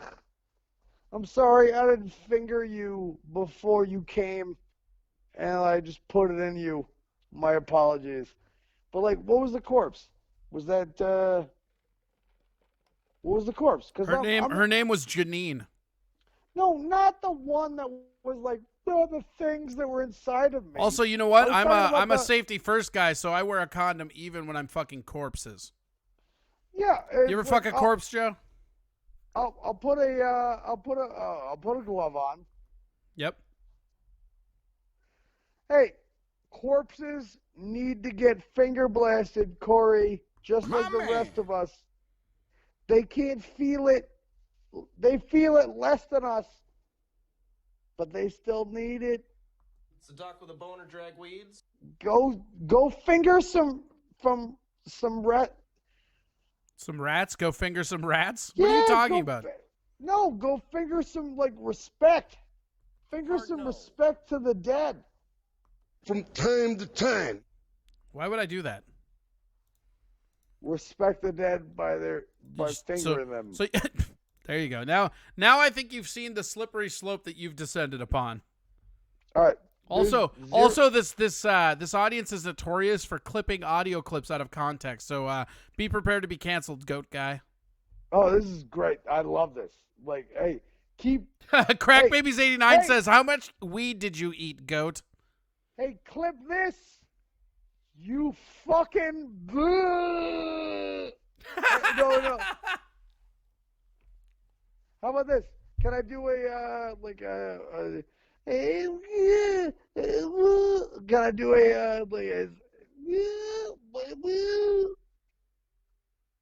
what was his name? Taxes Theft says, "Hey, goat, are you considered property like garbage or a piece of shit?" Oh, Jesus Christ. Wow. They're going hard at you, dude. Wow, they're hard. You know what happened But is that it's you started out by loving it, and now they're just trying to like turn it up a notch. I love how hard. I love how hard they go, and never stop going this hard because I love it. But B, fuck y'all, because I never gonna get affected by your hardness. Crack Baby And said C, most consider him a lawnmower. Yes. Sarge would Carlson love to wants be- to know if you tip over when you get scared. I love this. This is delightful, Corey. Like, I love your army.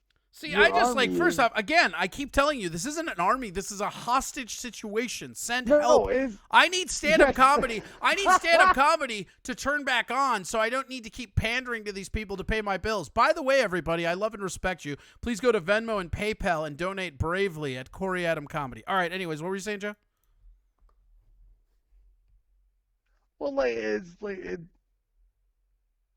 Well, well, you've been playing a bunch of video games, right? Ooh, Bradley138 says, until tonight, I didn't think goats could get Down syndrome. Oh, goddamn. Like, oh, hey, 1, 2, 3, some yada. Like, it's I'm the least Down syndrome goat you ever met in your goddamn life. Bah, bitch. But like, I want to you, Corey, about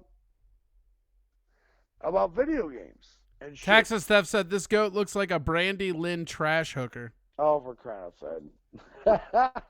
Oh. 7 foot trans Liz wants to know if you borrowed Bernie's comb. No, because he didn't get elected. Oh, you talking to Bernie Now Sanders? I don't know, For but now what they're all Bernie? high-fiving each other saying burn. What is burn? Texas Theft said, ha ha ha, the goat said bitch. I don't even know what that means. I don't either, but goddamn it, it's funny. Oh shit! This is so delightful. Your little crew is a hilarious thing. Is come at me, bro. I guess moment.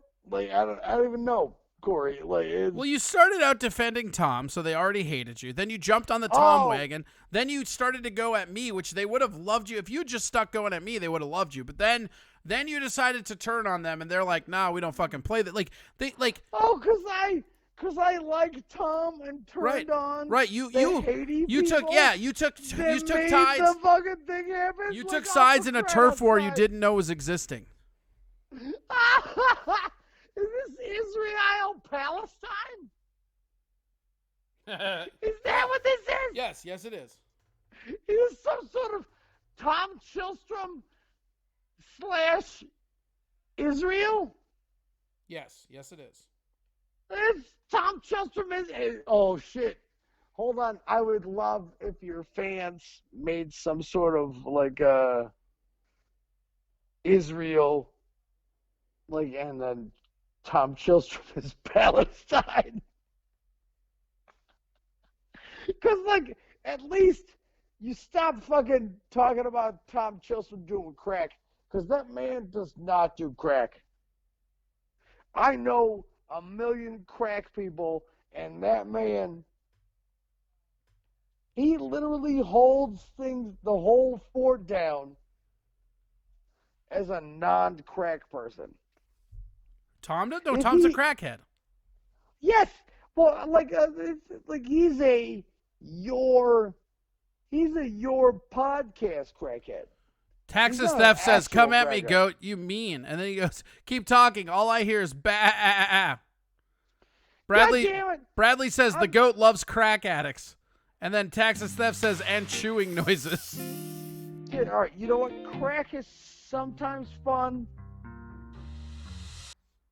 Crack Babies 89 says, "This goat is drunk off fermented canned food." Canned food? Definitely good food. Ran out of thoughts, just donated bits, said crackhead loving goat. I love, oh God, I love your listeners are such, that you have trained your listeners to be such fucking cunts. It wasn't even me. A lot of these people are leftover, they came from Steel Toe. I mean, there's a cult before me. I mean, these are people that have been sifted and perfected through 3 layers of screening. Only the creme de la creme gets to come here and call you a goat, my friend. You are now the fucking, you are now the fanciest French bakery of cunt calling. Mm-hmm. Oh. All we sell are cunt songs. Yeah, we sell fresh cunt songs. To anyone. Hello, Monsieur Goat. Would you like a cunt song? I almost want to go piss while this is going on. That's how I feel. Your insanity is. By the way, Corey, is this recorded? Yeah. Or is this oh God damn it! I thought we were just having a conversation. That might be a little too many chords by now. Too late, man. Should have thought about that before you ate all that garbage, goat. Yeah, I ate all. It was great Chinese garbage. It was MSG filled. Because I was gonna say, because it was off air, I was gonna say I'm a huge fan of Corey and all of these people that trying to be your friend and come at you, bro. They're not trying to be my friend, Joe. I keep telling you, I am a hostage. The moment stand-up comedy is back on, I don't have to deal with this hostage situation. Also, thank you guys so much for being so charitable, loving. Go to Corey Adam Comedy at Venmo and PayPal and keep the donations rolling. Is this where I hang up? I don't know. Is that what you want to do? No. Dude, we're going to have you on for a while now. I don't give a shit. By your friends I'm trying to help you. Like, I got my Taxes Theft says, we are nobody's friend, goat. Oh, jeez. Oh, cheese and rice. Bradley138 says, this goat will be canceled by tomorrow. What goat was that? Oh, this goat? Oh! Savage Dragon D says, of course Tom doesn't do crack. He does heroin like the bitch he is. Oh, shit. When did Tom graduate to heroin? That's terrible. Just this conversation. Tom's Crack doing Baby says, heroin. hostage. It's more of a bribe, really. Yeah, I'm a hostage to the commerce. Trying to pay them bills. Yeah, but if the bills don't get paid, then you are not a hostage, right? Is that a thing? No, then I become No? a fucking call girl on the street. Ain't nobody trying to do that. Yes. With your... Well, no. I've seen your big bottom. My big and bottom? It's delightful. Okay, my big bottom is delightful. That's good to know, I guess. That's weird that that's where you came in, but all right. Has anyone seen Corey Adams' big bottom? We're putting you. That's it. I'm putting you in Nightbot as goat. you will live in infamy as goat. Like 3 people tried to do it already. So, Dude, fuck all your people. Your people. It's all about what Corey Adams thinks. It's not about the people think I'm a goat now. Well, I'm a goat. I'm the goat man. Corey. there we go. Give Hold on. me. I got you your own. I'm making you a part of the show. Give me a sec. Hold on. I don't need to be part of your Too late. You're already in there now. Now go ahead. Anybody that's a subscriber, you can Nightbot ! Goat, and it will respond to you. Oh, the goat. Do I get to do a LeBron thing? No, so Hey. like I have a chat bot in here, right? So there's commands that people can put in, and it gives them different responses, right? Like for instance, if you put in like "Hi Tom," or here you go !Tom, right? And immediately Nightbot goes, "Oh look, another Tom. What a loser." I'm sorry. If you I'm type sorry in that I am Tom Tom, goes cracks. if you type in I am Tom, you get "You wish you were Tom, you Tomless fuck." But now we have !Goat, where if you type in goat now, it says, "Oh cool, is Joe Cocozella here eating cans and drunk again?" Oh, shit.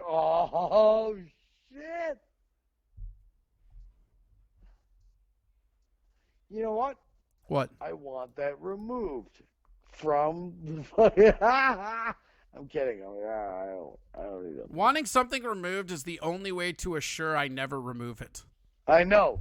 Hey, why do you think I did? Yeah. Why do you think I said that, dog? Like Mikey, we have Mikey 2 Milks. If you go !Mikey, it goes, "Oh good, Mikey's here. We can start." Or if you go Mikey 2 Milks, it says, "The man, the myth, the farm sim player." Dude, but seriously, I should Shantai get a better name for this ridiculousness? You have to earn it. Nobody likes their nickname, Goat.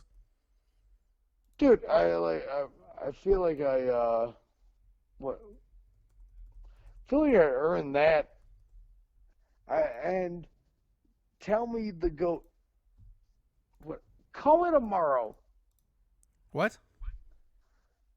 This is bananas. Yeah, it's right? gonna be absolutely bananas, buddy. It's so get the fuck off my ridiculousness. What does that even mean? I have no idea. I feel like you just took another shot or something and went from mildly drunk and buzzed to fucking tanked. No, it was more my shit got fucking pigeonholed, yada yada, and then it's bounce time. Taxes Theft says, "Wow, this goat is about to pass out in the middle of a sentence." No, it is a. I don't need a ridiculousness and then like an internet ridiculousness. God damn it!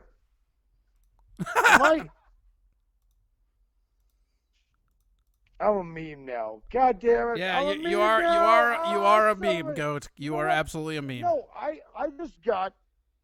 just sat here and let your listeners be jerk-offs. No, you took sides. You took Tom's side, and then you lashed out at them. Yes, I was a big fan of Tom. Why am I an asshole? We're not fans of Tom in this room, Joe. You had no way of knowing that, but the consequences He's are a real. nice, wonderful human being. And now I'm an asshole because I think Tom Chilstrom is a wonderful, delightful. No, you're not. You're not an human being. asshole, Joe. You're a goat. Dude, but that's. I don't. Do your listeners know what goat means? Greatest of all time? I have no idea. Okay, I'm assuming, because that's all I know what goat means. Crack Baby says, never take sides, goat. Stay in the pen. God damn it! I'm trying to help people. Bradley says, does this goat need help? What a mean goat. God damn it! Taxationist Theft says, hey, goat, how much do you love the word ridiculousness? Also, go eat more trash, goat. Hey, delightful, you're a cunt, and you should watch more British television. What have you been watching British television-wise? Because that will make people be less, it'll make Americans be less assholes. What have you been watching British-wise that you like? Like, what shows do you recommend? I'm going to say, it's like, it's Midsummer Murders. Okay. You like that action? I bet you haven't watched that. I've not even heard of it. Oh yeah, get some of that. It's real good. It's like Law and Order, but without all the guns. Is Ice Cube in it? And murder and rape. It's like a friendly cop show. Matt Doiba said, buckle up, Buttercup. Yes, Matt Doiba is right. All the buttercups should. All of the buttercups. All right, hey, I got to get running with this show. Thank you so much for doing this, man. Get the fuck out of here. Oh, okay. Man, why the fuck are you on my thing? On your thing what? What are you on my Awful Service podcast? I'm doing it on Sunday. Awful Service podcast. I'm doing it on Sunday. Podcast. You doing it on Sunday? Yeah. The Awful Service podcast? I like how you're plugging. Keep going. You like it? Well, hold on. Wait, what's that over there? What? The Awful Service podcast. Oh, shit. Yeah, suck it, you asshole. You think you play a thing? You think you play me? I play you, bitch. Oh, how about them apples? I think this goat is drunk. You saw a thing? Matt Doiba also shared the link for Awful Service Podcast while you were doing that. It's a tag team promo event right now. Are you a regular host on that? Is that your podcast? I asked him to do that because I knew I couldn't. Sure. Because I'm not good at computers. Oh shit! You're doing fine. You've been doing good. No, I don't know how to do computers. I didn't do any computers while we were doing this thing, but I was like, hey, Maddie, do the thing, because Awful Service Podcast, that's the jam. Like, Texas Theft just put hashtag stomach pump. Oh, yeah, pump. This goat is about to fall asleep on the floor in his mind. Awful Service Podcast is. I almost sleep on my own floor. Ran Out of Thought said the Almost Service Podcast, everybody. I love the floor that hey, you go do your thing. Okay. Go do your thing. Awful Service Podcast. So you basically just want me out of the way while you plug your podcast. No. I thought you wanted me out of your way. No. And then You're just getting angry at everybody calling you a goat. What, like, they could goat me all they want. I don't give a fuck. By the way, Seems like they got your goat, ironically enough. that's delightful. That's delightful. Yeah. That's delightful. Yeah. It's like my goat. Texas Steph said he's trying so hard to finish eating that last bit of trash. Oh my God, dear Corey, your people are the most bananas monster individuals. Did you expect anything else? I would not. I would not.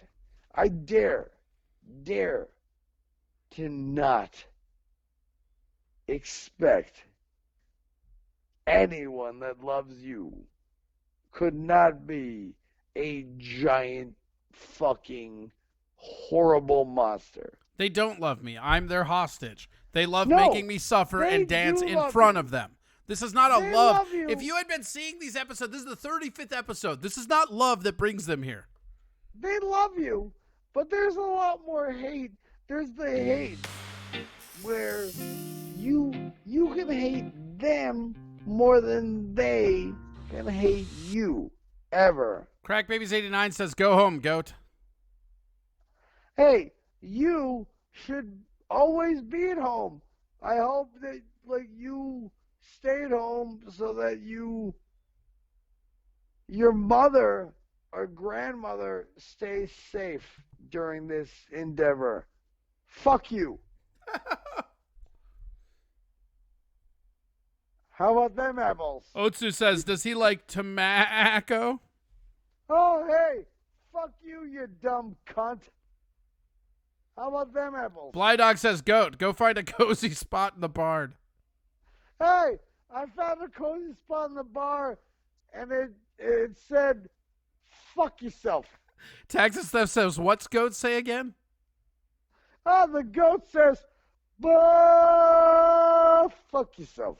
What's my name? Sandy says, "Corey, dance for us, cabin boy." Well, I will dance for you. Go to Venmo and PayPal. I'm dancing. Venmo and PayPal. Corey Adam Comedy. I'm dancing for loot. Go fuck yourself. Go 7 Foot Trans Liz says, "I hope he's funnier when he's sober." Oh, shit. Hey. Oh. Bradley 138 says, "Awful sober. Goat podcast." God, I love all of your fans. It seems like each time you say it, it seems less and less like you believe it and more like you're trying to sell me on it. Yeah, no, it's like, hey, you know what? It's like, I love your fans / the ones that aren't cunts / your fans. It's like a weird thing. It's like a kind of, like I like most of them, except those ones that are cunts, and then like the other ones, super fans. Super fans? Dude,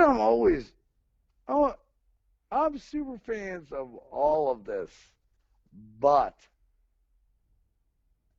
I am exorbitantly not fans of that one guy and that one gal and that other guy and that other gal,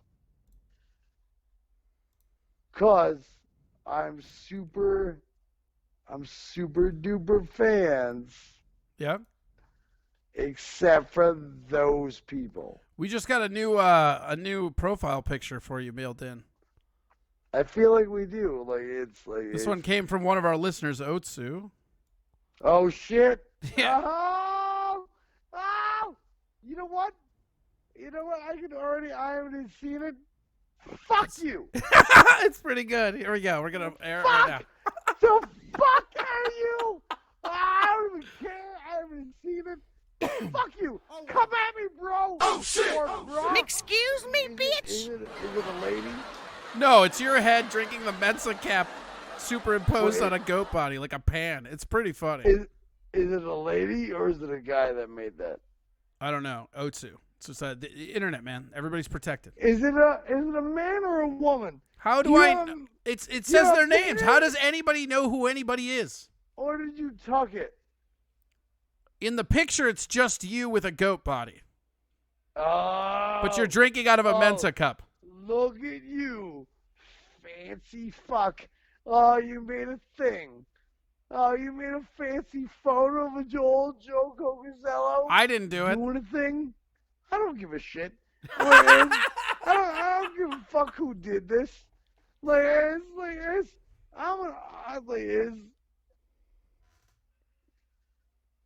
Come on, bro. Look, come on. Oh, look at these delightful things you did. Like, oh, Did you? You're still in the channel. Did you actually look at the picture? It's pretty great. I haven't looked at it. It's. I'm sorry. I've been doing. Joe, do me a favor. Stop apologizing. Nobody cares. I just been We're watching having British fun. television shows and drinking alcohol for the last hour and then listening to this thing. So like you're silly like what do we do? Savage Dragon D says, so Goat doesn't like Margaret and Tom like the rest of us? It's delightful, but like I don't give a shit.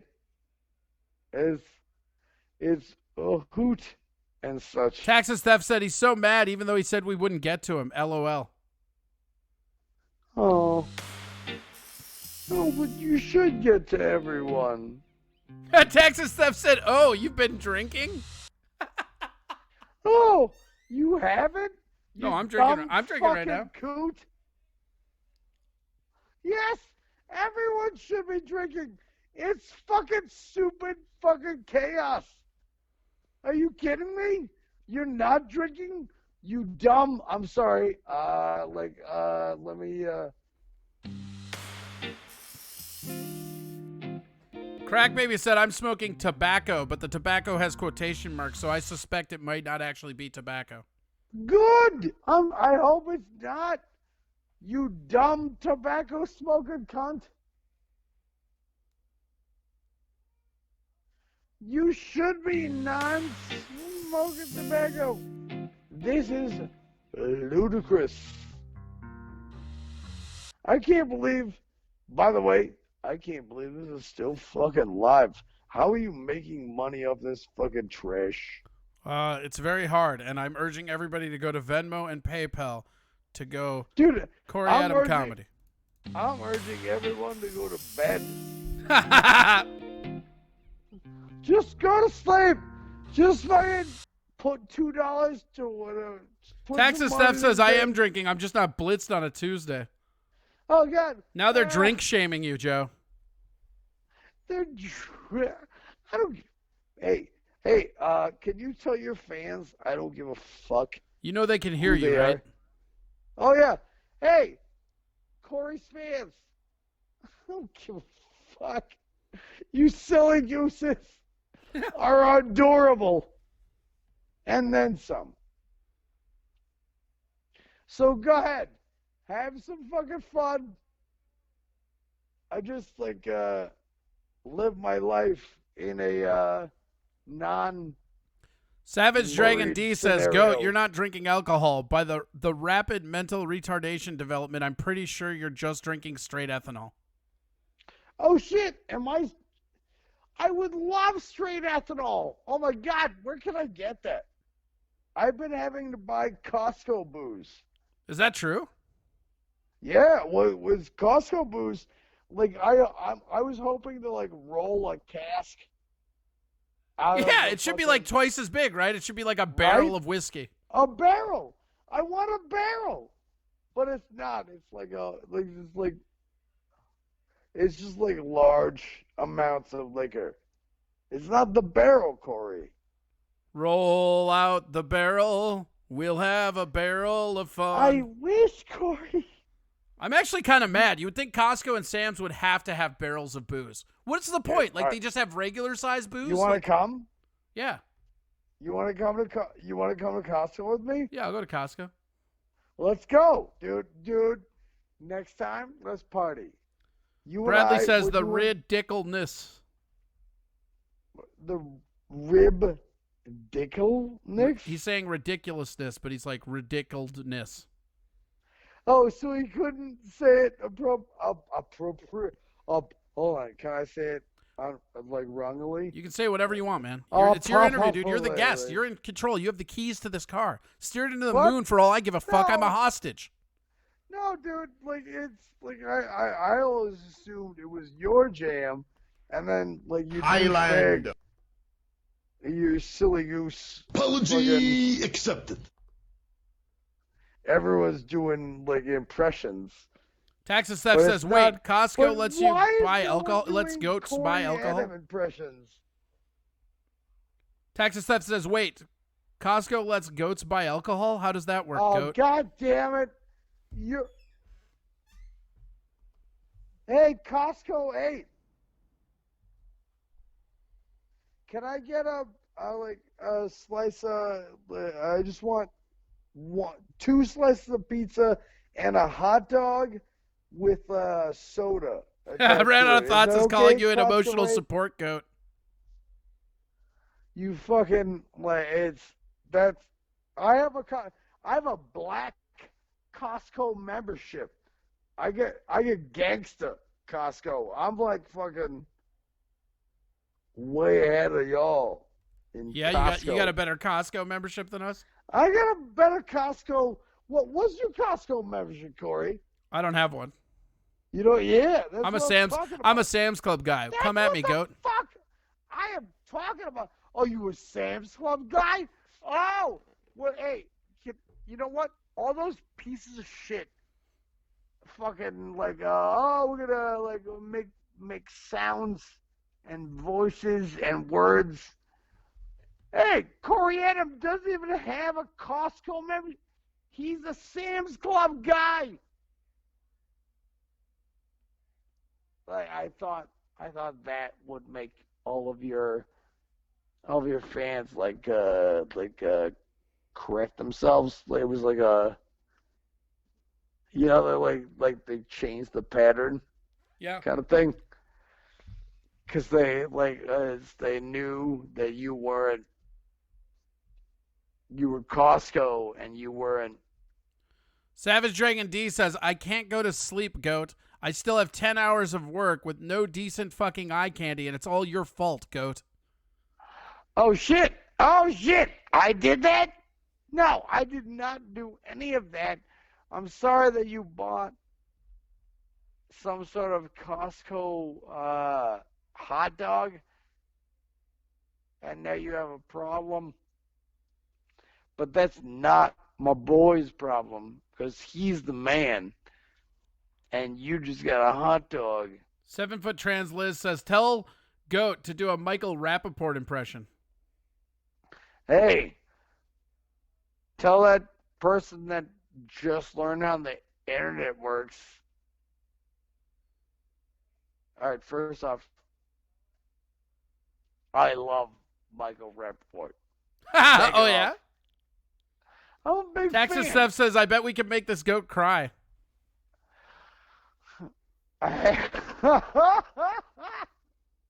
Oh, that's adorable. They're like, oh, you can actually be the woman that I actually loved, and then some. So so go ahead, have a blast whilst I watch a bunch of videos on television. You could go do that thing. Bradley 138 says, how many bits do I need to donate to end this? A lot. Yeah, pick a giant number. So much. It's like $1 million to the Jewish thing that ends you being an asshole. It got weird. It's the Jewish fund. Okay. Oh shit! Oh shit! Oh shit! you not know about the Jewish fund? Oh, I know. Corey? You've told me. It's super Jewy. Okay. It's like British television, Chewy. Les. Wait, no one's coming at me again? No, they God they damn are. it. I was just giving you a second to talk. Collect your thoughts. No, I don't need my. I'm Hacksaw Jim Duggan. You said a lot of Come at bits, me, and bro. Bradley said, so Like, 9 there's, bits? Like, oh, I will shut all these dumb fucking cunts down on a regular basis. Come at me, bro. Come at me, bro. They're not coming at you anymore. Yeah, I know. I think you made them feel just sad. Oh, I'm sorry. The coronavirus is a very sad thing. I love you all. You dumb cunts. Head up, boy. Tell them where to get a hold of you. We got to I run. love all. It's Awful Service Podcast. It's Joe Cocozzello on all those other things. And if you it's, need help spelling that, just press / goat. Yeah, it's like, hey, can you put the middle finger in as a thing? Yeah. Because that's where you get me. Yep, there you go. All right, buddy. Thank you so much. We'll have you on again. I love you. Did you have fun? I hate all of your guests. Okay. You're the guest. You're the No. only guest we've had on. So saying you hate all Sure, my and guests is saying you hate you. I love me. Of course I hate me. Hey, yo. Tom Corey, Chilstrom says he's so I love close you. to crying. Oh, you should be crying, Tommy. You should be crying of joy.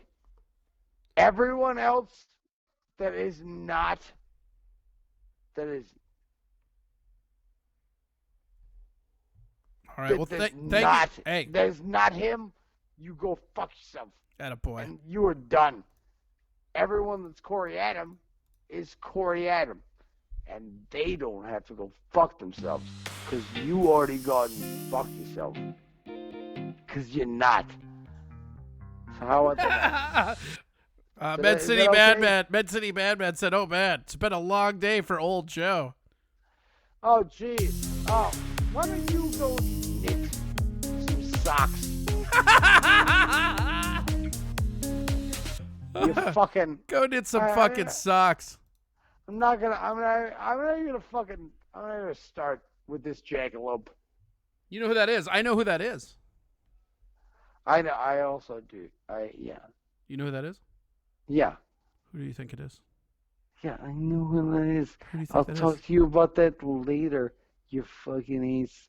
We don't need to talk about who that is to those who don't know who it is. Okay. All right. Well, you get Don't we? going. I got to keep the show rolling. Thank you so much for Go. doing this. Keep the show fucking. Keep you. Hey, you assholes. What? You better not stop listening to this show, you fucking cunts. I thought that I was trying to do a thing. No, it worked. I liked it. Like one of those, those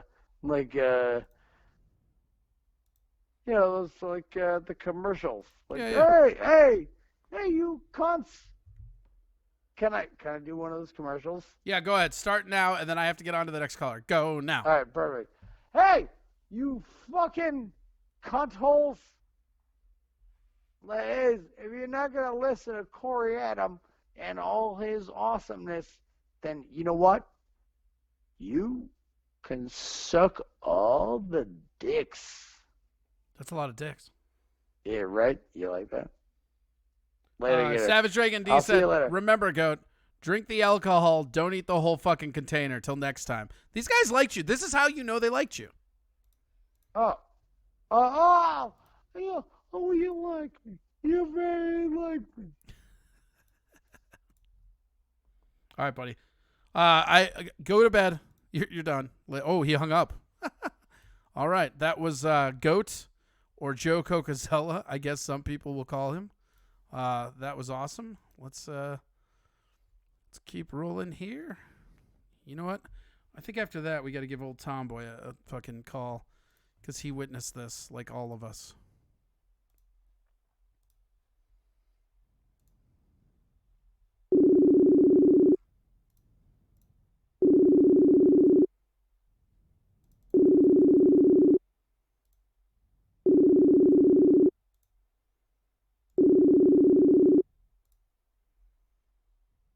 Hello. Hi, how's it going?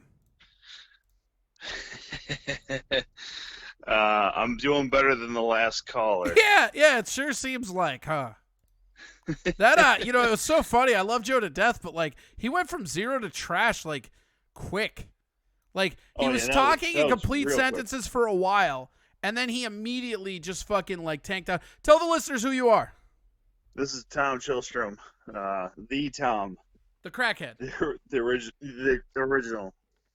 I don't like to be called the crackhead. What if we get you? Yeah, but what if we get you famous as like like Howard Stern had all these characters like Stuttering John, and we just like get you famous by being crackhead Tom. If I get famous that way, I guess. Yeah. See how you don't give a fuck now at all. Yeah, I mean, it could be a lot worse. Let's just be honest. I could be Drunk Joe, the goat, and that's a way worse thing to be. Right. Apparently. See, here's what I'm saying. Right. Wait. Otsu says he's our Beetlejuice. Like, wait, Tom is or Joe is? At this point, I think Joe would be the Beetlejuice because he can't understand half the fucking words coming out of his mouth. Savage Dragon D said, no one will ever be calling him Joe Cocosello after tonight. He shall forever be known as Goat. Yeah. I'm okay with that, though. Nicknames, and here's the thing. The more you hate it, the more it sticks because nobody likes their nickname. The angrier you get about a nickname, the more you're just ensuring that that's what all the dickbags are going to call you. Oh, that's very true. Bradley says, way to crack the entertainment business, Tom. Jesus, guys, man. Matt Doima says, Joe Goat Cozella. Oh, Matt, don't quit your day job, but you don't have one, so sorry about that. That was a really bad attempt at a pun. And I know I've had to listen to Phil Coles come up with puns before, so. What was the worst pun that you ever heard Coles come up with? Oh, I don't know. Probably something about being Greek or some shit. I don't know. Or why do you sound so harshingly sober tonight, Tom? Is it just because we were dealing with Joe so much? Yeah, I mean, when you go completely opposite route.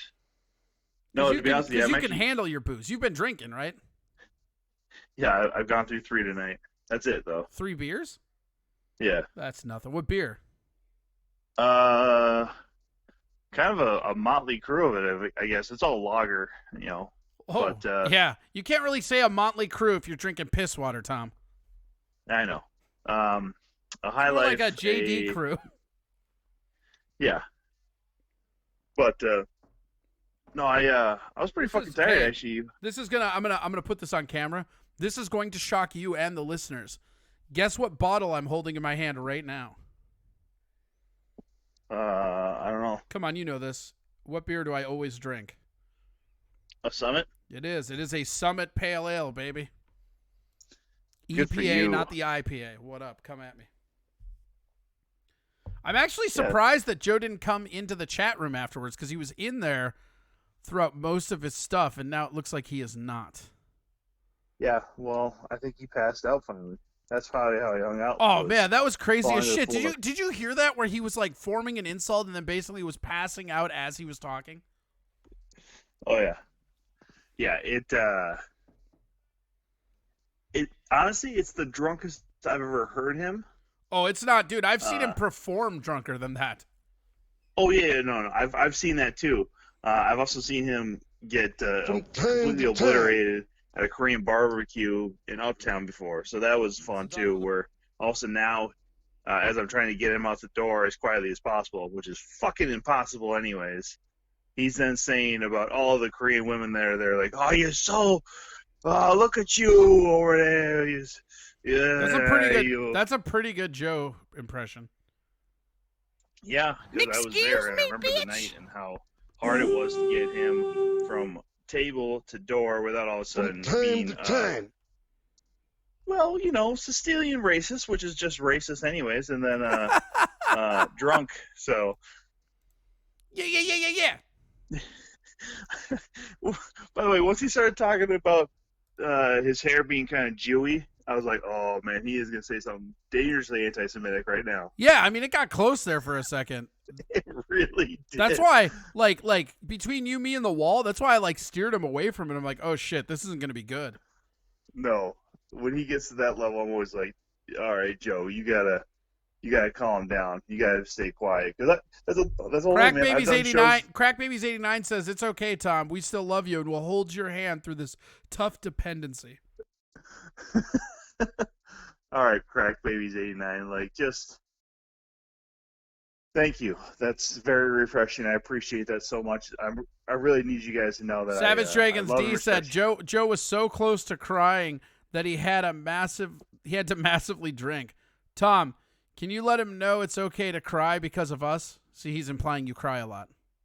I do cry a lot, actually, and it's mostly because I know how sincere the love is from all these listeners for me, and I appreciate everybody that calls me Crack Audrey Baby. Lane, Minneapolis, gifting a tier 1 sub to Matt Doima. That's rad. Thank you.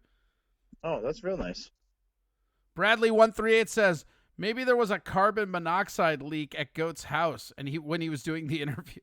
It wasn't even really an interview. We didn't really get to the interview part. Like that's why I said we'll have him on there. I wanted to ask him a bunch of stuff and really talk about his move to New York, his move back, like how he's transferred from comedy to voiceover, because he's really funny and he's done a lot of great stuff, but it was just like, what the fuck? And then it just became sliding into drunkenness.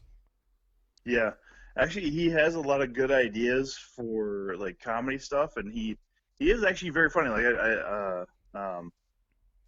one of your listeners asked if he's funnier when he's sober, and he is. He actually is very funny. He's very endearing to most audiences and stuff. He actually does.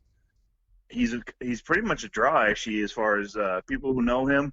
They'll come to every one of his fucking shows. I swear to God. He does have a following, and his following is not lazy. You're absolutely right. They will absolutely show up to shows, and he is very funny. I mean, he's got some really funny jokes. Yeah, I mean, because he finds the humor in the small stuff. So, I mean, he has like that catalog like bit or Tom's whatever. Penis. Oof. Oh shit! I would say low blow, but I mean it hangs low, so I guess it's be a high blow with your tiny little penis. Excuse me, bitch. I was trying to go the other way with you. Totally ruined it, Corey. It's okay, God Tom. damn it. Tom, it's okay. I forgive you. Apology accepted. Yeah, I mean, I gotta just forgive God for giving me a tiny penis now. I mean, how could you? You would really. It's a little late in the game to forgive God for your tiny tadger now, Tom. Yeah, I know. You know, some of us want to get to heaven, Corey. It's a duck with a boner drag weeds. Is that true? I don't know, man. What a dork. I don't know. I don't know what's true anymore.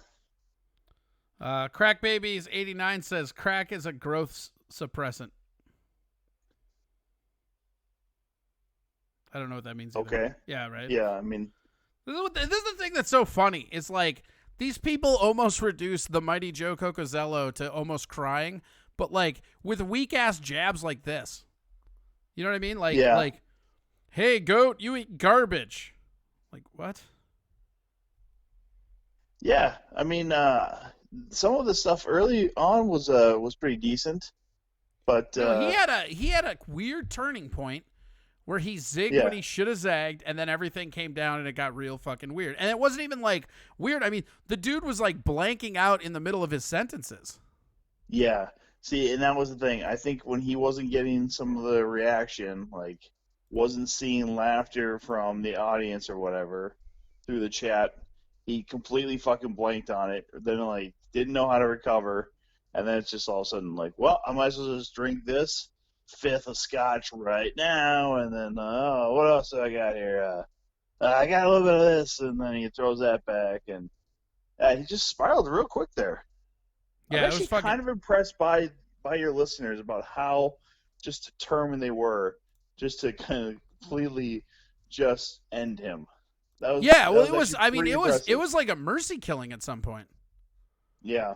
Like I said, it was super crazy to me because it was so funny because he was in the middle of sentences and just zonking out.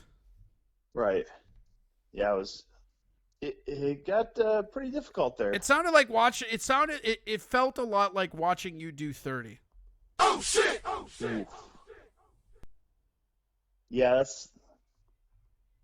I guess that's not completely wrong. In my head, I was kidding. Come on, stand up for yourself, dude.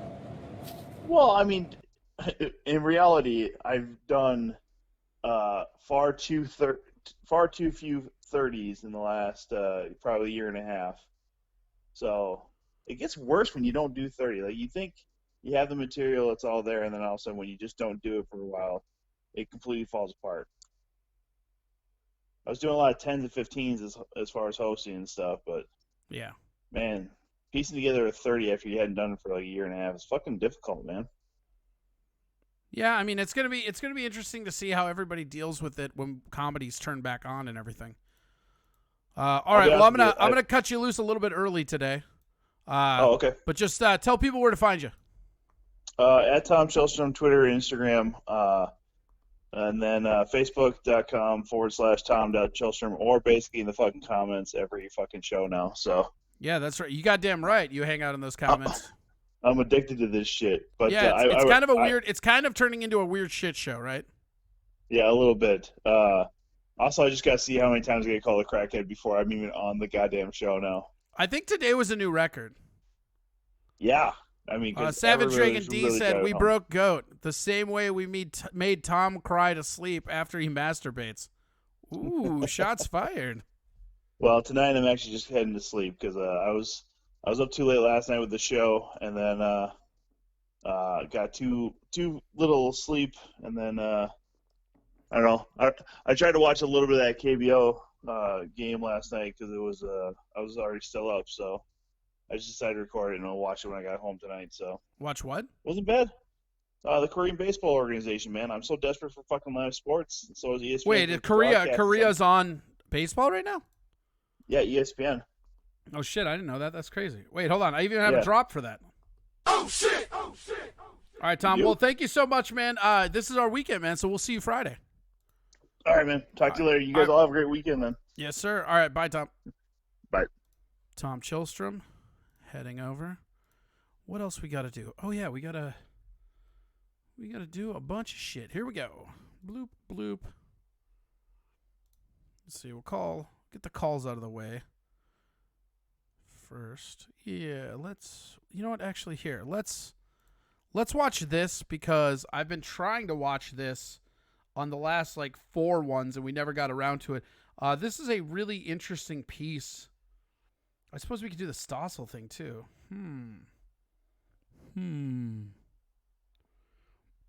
Let's do this. We'll do this one. So this is an article that was done by Reason, of course, but this is it's called Billionaires in Space, and it's how billionaires might actually end up saving humanity even though they are targeted like they are, and people get so mad about, oh, they have too much money and shit. But like, there's a lot of interesting stuff, but the race to space is a big deal. And so here, we will watch this and be right back. The dynamism of the emerging private space industry, with its eye-popping aircraft designs and new approaches to launch, is rejuvenating excitement around space travel.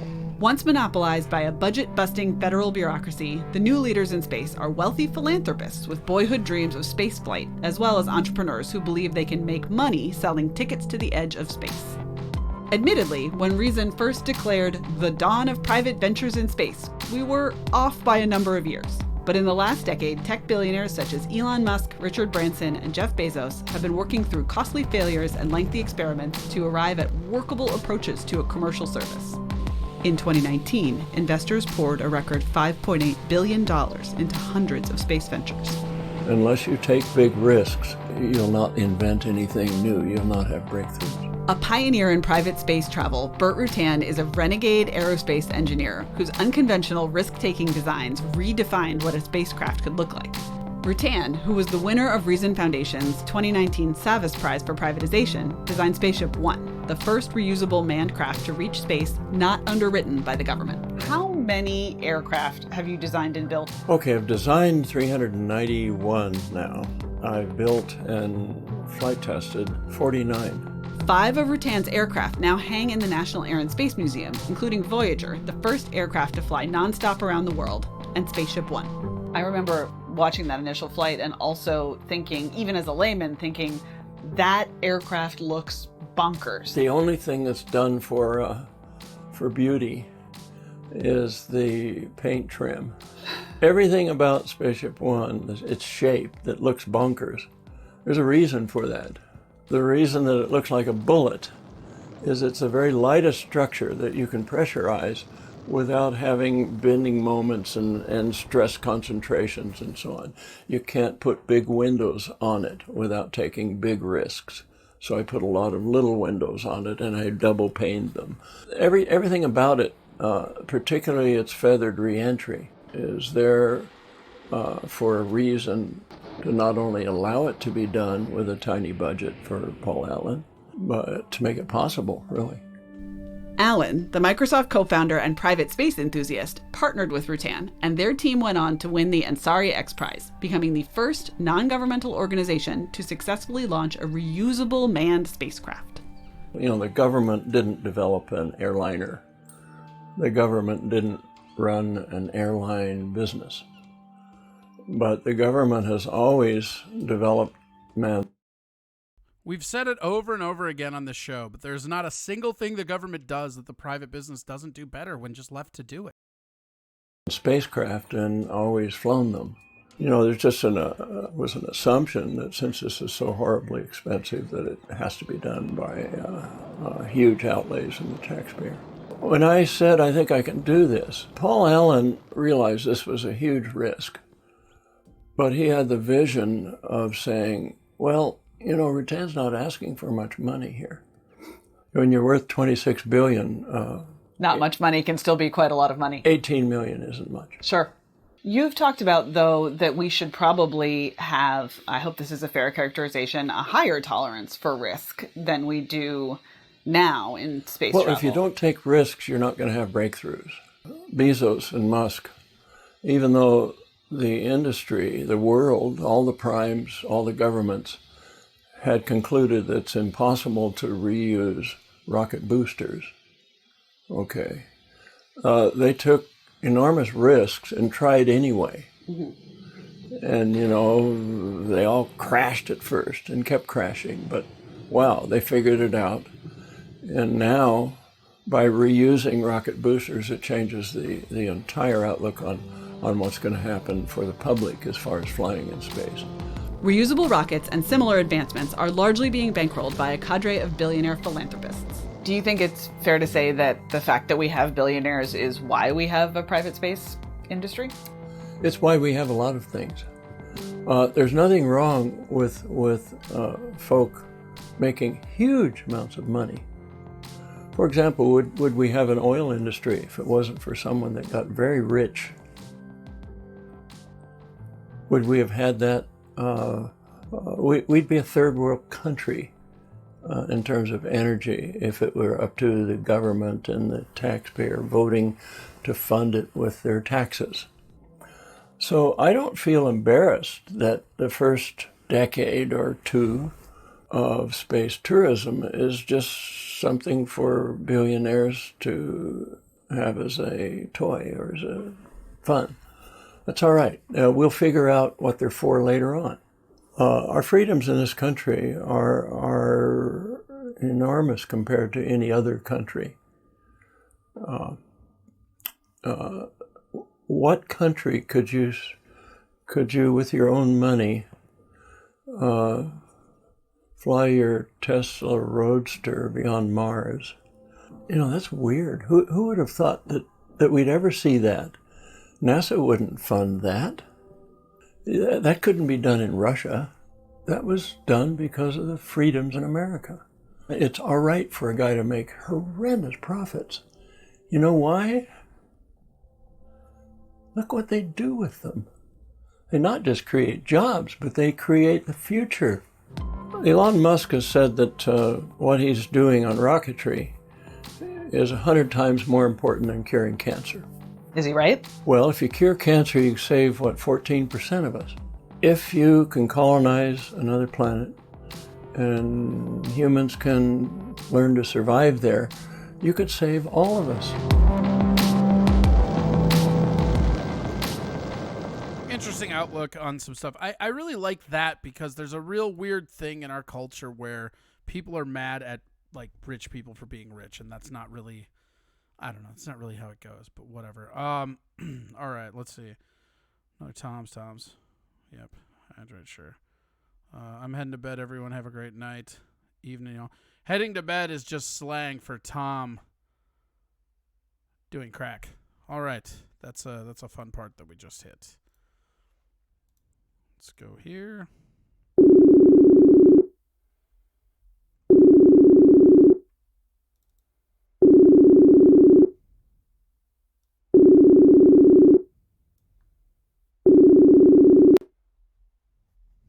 Hello. What up? Hello. How Hey, are I want you? to go to space. What's going on? Yeah, right? What space?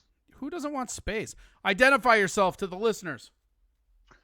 I am Stephen Tova, the voice from the great space. beyond. Do not look behind the curtain. How are you, buddy?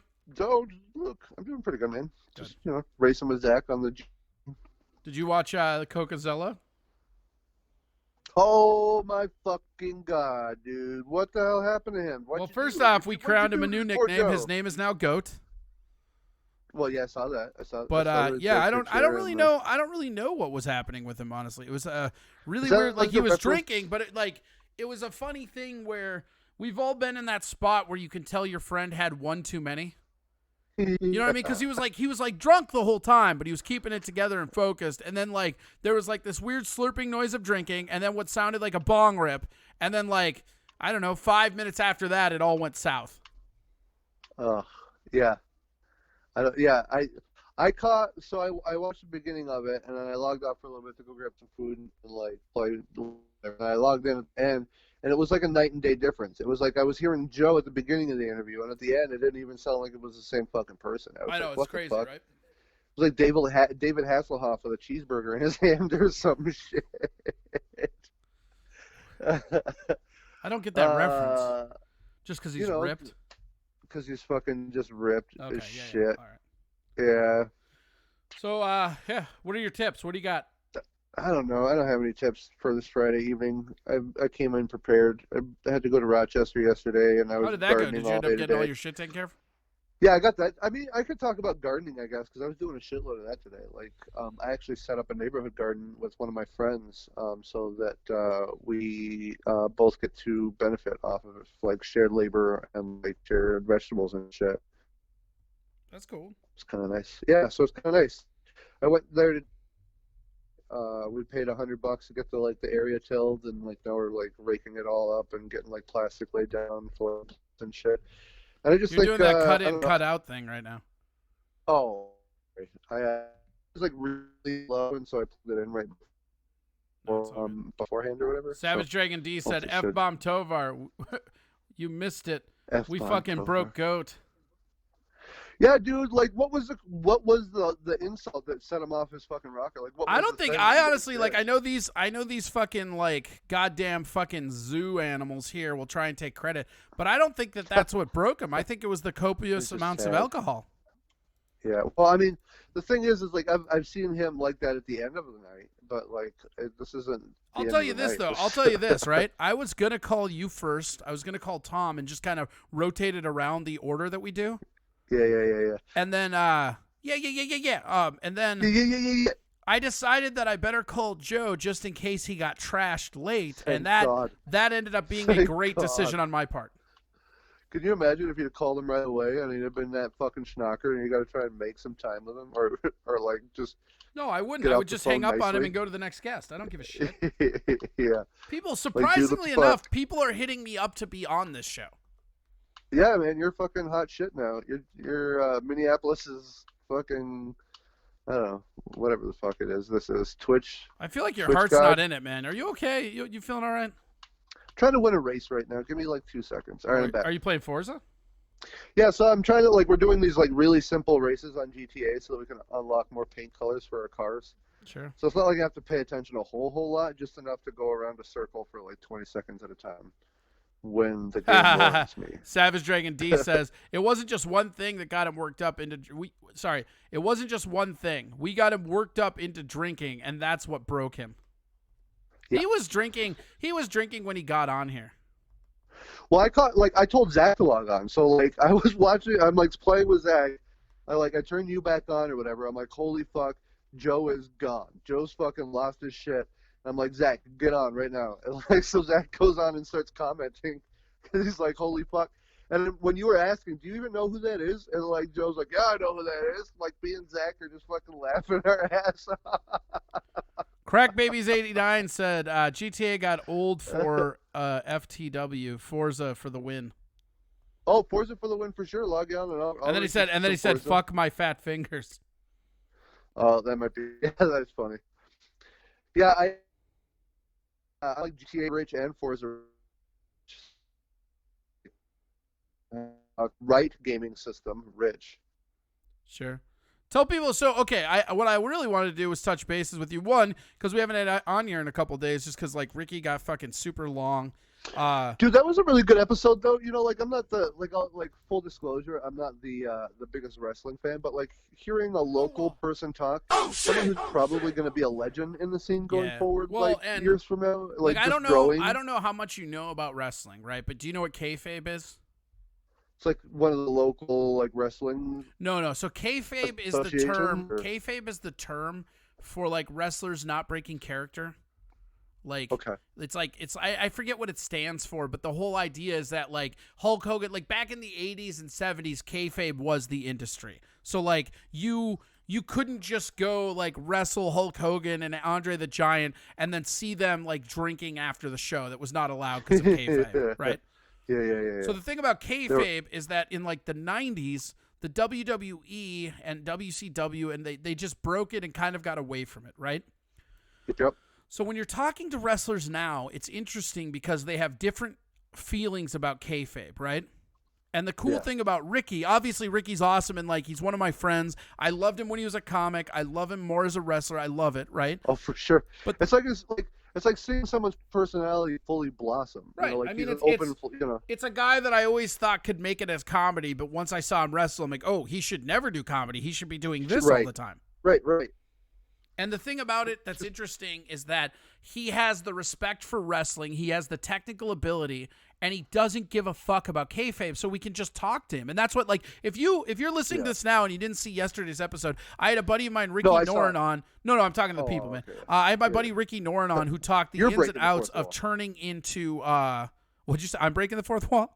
Yeah. Would you just watch Rick and Morty? Shut up. There's no fourth wall when you're talking to a chat room that interacts with the show. That's not how that works. They're not the same. Shut thing, up. buddy. It's always there. Go by the train, asshole. Go by the train. But so, no, the thing is that's so cool about it is very rarely do you get a chance to interview people because on the indie circuit, they tend to be a little bit more kayfabe driven because it's just how it works. So to get an indie guy in here talking about wrestling at that level and finding out, you know, like for me, I didn't realize that there was training that went into hardcore wrestling. I knew you had to get trained to be a wrestler, but I didn't know like there's a certain way you got to take getting a light tube off the head. Bulb. Yeah, right. Oh my God. Like, yeah, that's crazy. And of course, that makes sense. Of course. Like if you use too much force or you do it at the wrong angle, you can probably fucking kill somebody. And the thing that I loved most about him and that show yesterday was he was giving me honest answers but refused to give away secrets, which I fucking love. You know, like I'm not going to tell you how we do it, but there's a certain way you do this. Like that's perfect. Well, right. Well, that's what you want. Just someone who's going to be honest, but he's not there to give you like he's not giving secrets away. So I wanted to get you on here and talk about your show tomorrow.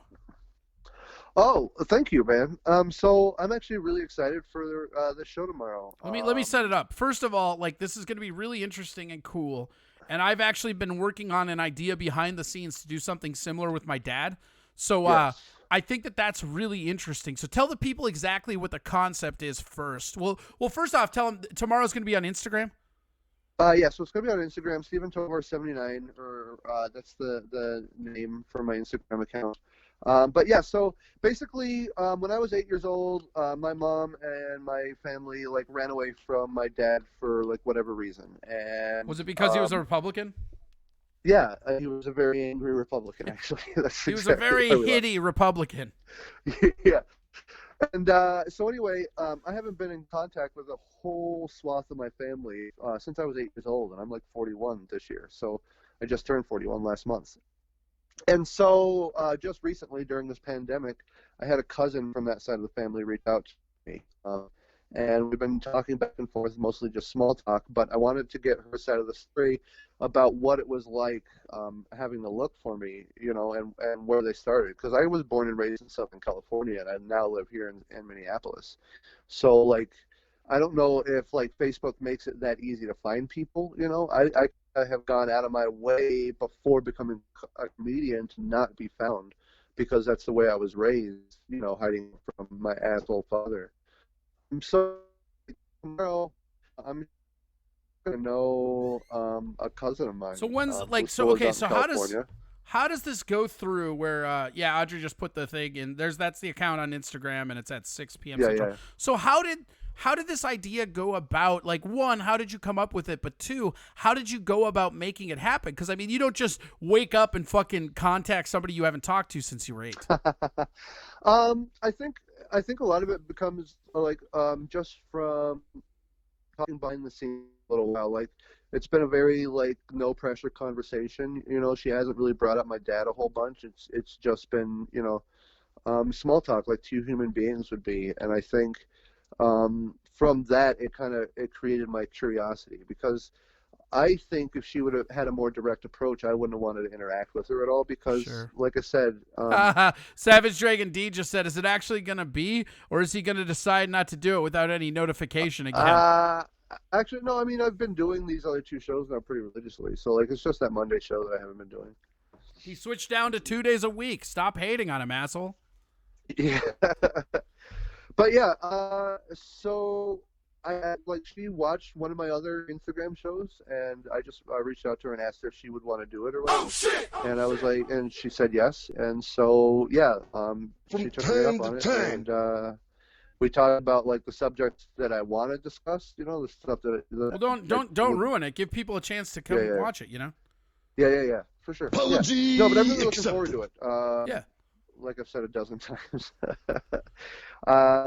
because I don't have as much anger in my heart, as I did when I was younger, and she's not she's not really directly tied to my father, so I can get to know her. It's as a interesting person. to think about how many people were caught in that wake of just anger at your dad, like this person who maybe you have a lot of cool people on that side of the family, and your dad's a dick, Right. Well, and that's what. But on the other hand, maybe everybody's like your dad, and they're all dicks.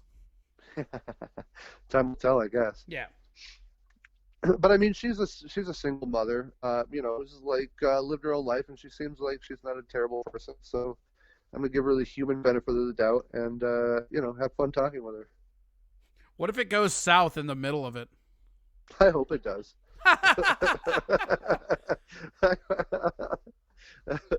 Right? It'll save me a lot of freaking trouble having to have another relationship with a family member. Oh God, fucking preach. Right? I don't know about all my lost family members, but the ones I know, aside from like 3 of them, can go away. And that's why I was never in a big hurry to go back out and find that side of my family, because it was just like, well, most of everyone that I know in my family are fucking pricks. So, like, maybe I just let this one lie, Play it where it lies, Tovar. Play it where it lies. Yeah, man. So do you find, because I know you're excited about this one, right? So yeah. Have you found that you are putting more prep work into this episode than other episodes? Yes and no, because I know that, like, the framework of, like, what I want to talk to her about already, and it's only an hour that I have to fill. And, like, you with, like, a 3.5 hour show, like, you actually have to, like, prep every day about having, like, 2 or 3 days. You have time to fill. An hour is actually surprisingly easy. I think you can agree to that. Like, and just getting to know someone and having a conversation, I think, will fill. I don't think. Yeah, I mean, I think that how you go about prepping, like, I honestly, like, I don't want to, like, give it away or anything, but one of the reasons why I chose to do 3 hours instead of an hour, because I could easily just be on here for an hour a night if that's what I wanted to do. Yeah. But yeah. What's up? Coco's awake. The goat is awake, baby. Awake. Is he back in here? He's right there. Yeah, he just said. Cocozella said he don't have the anger in his heart. No, I don't, man. Full of love, bruh. I put in him as goat. So if you type !goat, it'll say, "Oh, cool. Is Joe Cocozella here eating cans and drunk again?"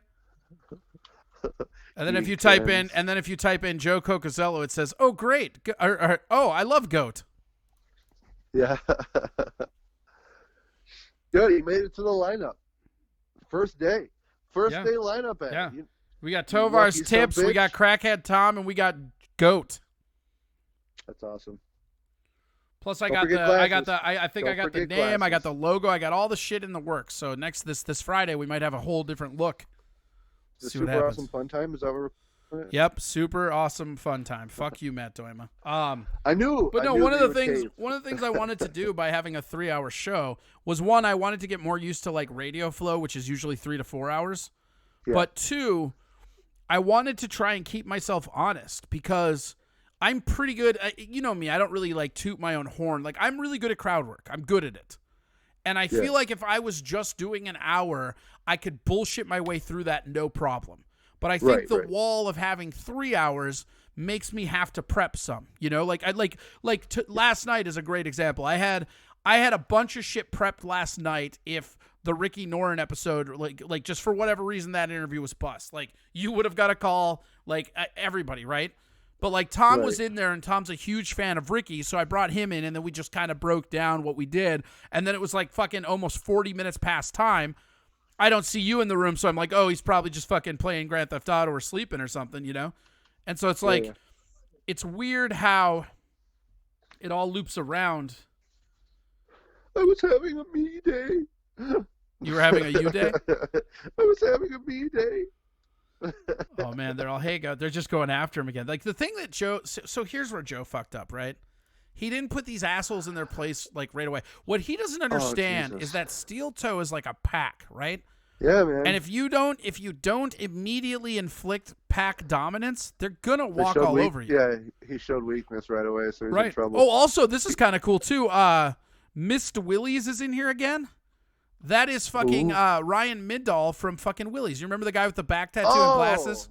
Yeah. He popped in. Man. He popped in last night, and I was like, "Oh, holy shit!" So I thought that was pretty cool, and it's kind of cool because he was like one of our #1 fans, and now that he has the show, you said, like, you know, he'll be in here like Sundays or Mondays and Tuesdays, because those are his days off. Yeah, that's fucking awesome. Look at us reconnecting with old fans and shit. I know, it's weird. It's almost like if you put a product out there, people pay attention to it if it's worth it. You're a lighthouse for losers in Coon Rapids.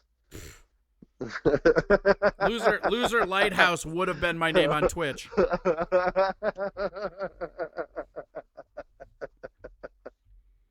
Are you feeling nervous about tomorrow at all?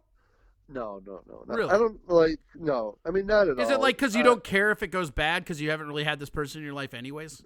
That's exactly it. Like, she's not getting like immediate exposure to the rest of my family. Like, I'm kind of like the gatekeeper way. So like, this is just like, I don't know, I've been used to this position, I guess, with the, like, because I'm the oldest of the family, you know, so to speak.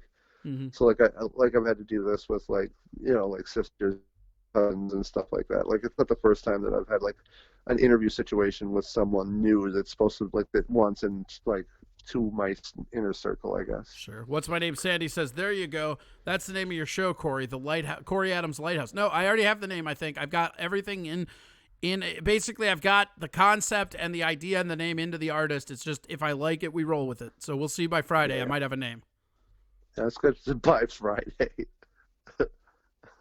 Yeah. Well, Friday's our Monday. Yeah. Because I'm off the next 2 days. Oh, I suppose. So that makes sense. And what they can do is they can go watch your show on Wednesday on Instagram, yes, sir. which is at Stephen Tovar79 at Instagram at 6 p.m. Central Standard Time.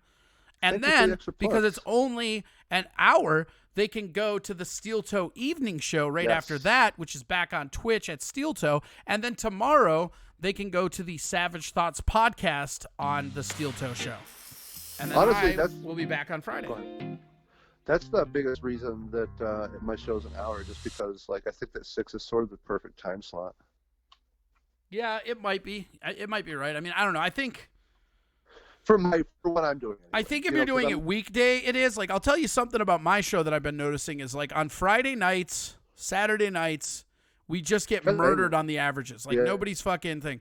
Cocazella just said, I love this shit. Yeah. Cocazella stood in the pocket for a while, and I'm proud of him. He really did. I mean, I'm fucking proud of this guy. This guy hit me up earlier today, and I was like, hey, do you want to be on my show? And he's like, fuck yeah.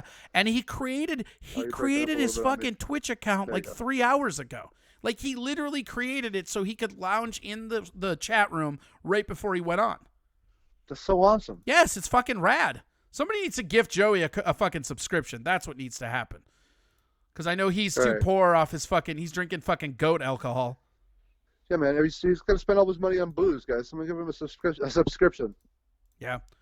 Mr. Black Minneapolis says, wow. What do you... Like, Dave, you pop in and you just say wow, but nobody knows what you're wowing about. Thank you for the bits, though. Also, I fucking hate all of you, but please give generously to Corey Adam Comedy at Venmo and PayPal. Oh, shout out to Taxes Theft who donated today. That was super awesome, by the way. You know what's really fun is that you've figured out how to capitalize off of people you despise for the most part. Yeah, I mean, that's been our friendship for years. Wait, you capitalize? Oh, you do. Son of a bitch. Oh, shit! You know, Tovar, I know you're sorry about that, and I accept it. You're paying for most of the gasoline for the jet skis this first time. Oh, god damn it. From time to time. I can't wait for the water to get warmer, man. I wish tomorrow would be a warmer day. What a dork. I'm going to find a wetsuit. Yeah. Well, I mean, any suit you wear is a wetsuit if you wear it long enough, paps. Well, is that true? I don't fucking... Look, man. I had to deal with Coco drunk. I'm fucking just, I'm cruising in. We're cruising in for a landing. You're on the last, 10 minutes of my fucking Friday. Whatever. I don't know. You know what? I kind of like closing down the show. It's like a nice, easy glide, I can't fuck it up worse than Tom has. Mr. Black said, I don't remember. I was wasted. Yeah, you and Coco. Oh, Black's wasted too? Get him on here. I want to see how fucked up he can get. Let's see how much ridicule he said, but now I'm hungover. Oh, what a loser. Who gets hung over before midnight? Who gets hung over in a fucking lockdown? The moment you feel hung over, you should just keep fucking drinking. I can't get drunk right now, man. That's the problem So check it out. That is a real fucking problem. Yeah. I can drink like a goddamn superhero in this fucking shit. And it's like I remember that when I went to Mexico too. The heat mixed with the low alcohol content, and I could drink beer indefinitely and never catch a buzz. Yeah, I feel like I've had so much hard liquor in my lifetime that just regular beer doesn't do shit for me. Well, anymore. The key is it's like marijuana strains, man. You got to mix them up, mix and match. Oh, for sure. So if you're not getting hard off the whiskey, time to drink some beer. Also, you know what you should add to your repertoire is wine. Wine also is good for just a change of speed. Yeah, we do have wine here. I go pretty good. Wine's not necessarily the best, but it's fine. You know what I like doing is a nice good day buzz. You catch a good day buzz. Mr. Black said I was drinking Sisyphus beer made by Sam. Oh yeah, I have a refrigerator with some of those in there. Yep. Shout out to Sam and Sisyphus. I love that. It's God beer. I haven't had any of his beer since I was there. You should go order it, man. I don't know. I can't go order it there, man. I can't do it. Why? Because here's what happens. I show up, and then nobody charges me even if I insist. And so it's I can't even go support this place because I have never been charged a beer there in my life. Not one. So why don't you just have your girl or something order it and on her card and then hide out in the back? That ain't the way anything breaks down, man. Yeah, I know. Here's the thing. I fucking go in. Options. No, they're not options. I should dress Sadie up in a fucking, Audrey nailed it. I should pay ahead online. Yeah. Yeah, that's how they're doing it now. Just pay ahead online so he can't, Yeah, but he'd see my name and he'd fucking reverse it. Watch. Put it on your girlfriend's fucking card. Yeah, I mean, that's great, but Sadie doesn't have a fucking PayPal. That's her. All right, so tell people again where to go. Go to Stephen Tovar 79 on Instagram and watch my show tomorrow. Perfect. All right. Well, thank you, Tovar. Yeah. Thank you, man. We're going to cut you loose. You're the man. Yeah, you are. All right. Goodbye. Bye. That is Tovar. You can catch him Every single time you turn around. Every time you turn around, again. Where are we at? Oh, man, this is getting great. We're just about there. We're just about to roll in for a landing. We got Joey sending me shit. Check this out. The Awful Service Podcast. Dive in. That's Coco the Goat wants people to know that. And let's see here. Where is that? Where is... Fucking can't find it. God damn it. Where the fuck? Is that it? Is that how it goes? I can't fucking find it. There it goes. Boom. All right. We got it this time. This time we fucking got it. What's my fucking PayPal? It's Corey. Here, I'll show you. Wait, that's the wrong one. There we go.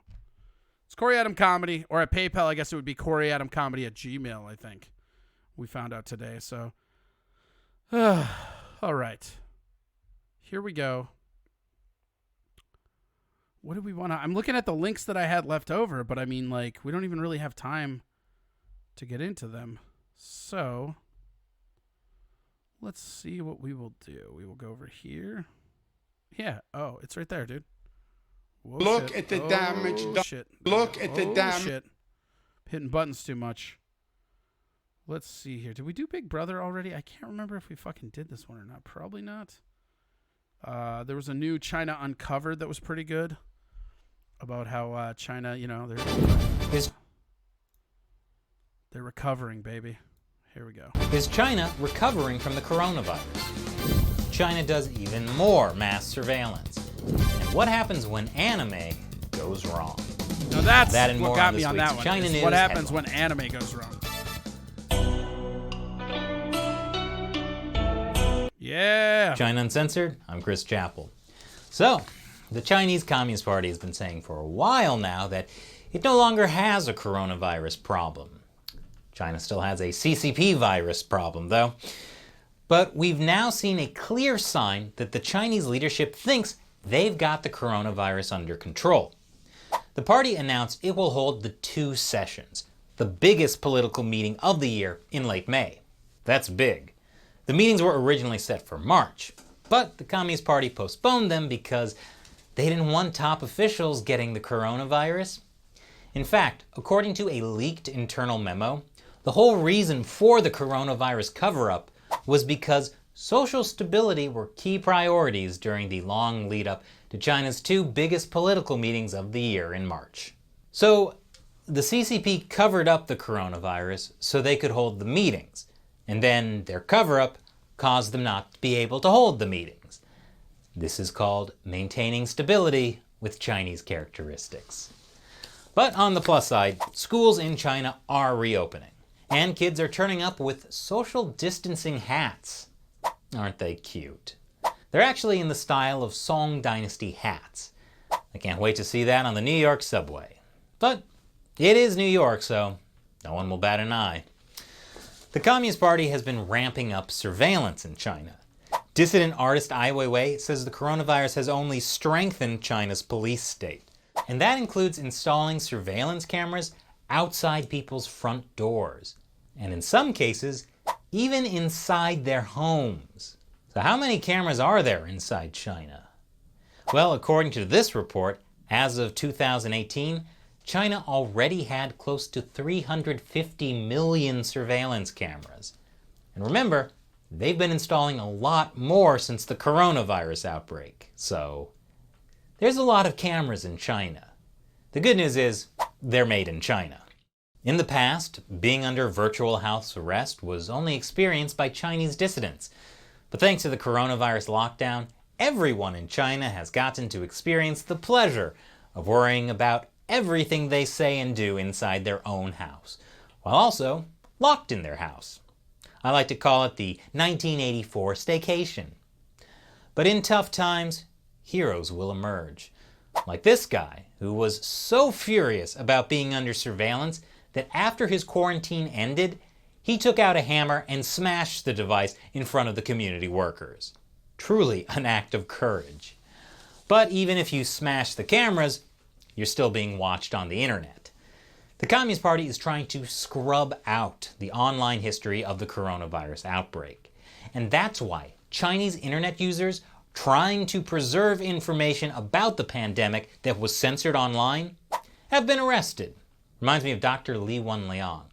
He tried to sound the alarm about the coronavirus way back in December. This is the guy that I was referencing. But so this guy is the guy that I was referencing in January about all this. And this is a very interesting guy because he's still a relevant point. Authorities detained him for spreading rumors. He later died of the coronavirus. But now, he's being honored with a medal from the Chinese Communist Party Youth League. Yeah, they're attempting to turn him into a martyr for the Communist Party. See, he stood up to local police who were very bad, and it was local officials who blocked the information from getting to the core of the Communist Party that loves the people very much and would never cover up the virus. I mean, except that they did. But the Communist Party's attempts to rewrite history are facing some challenges. Namely, the rest of the world has a memory slightly longer than a goldfish. President Trump is talking about holding China accountable. Well, Charlie, there are a lot of ways you can hold them accountable. We're doing very serious investigations, as you probably know, and we are not happy with China. And so, Chinese officials are talking about holding the U.S. accountable. You know, for all the time the U.S. wasted when the Chinese Communist Party was covering up the virus. Meanwhile, the Chinese regime is threatening economic consequences if Australia follows through with an investigation into the origin of the coronavirus. Truly the actions of a perfectly innocent party. But the Chinese regime believes it can bully Australia into not doing that investigation.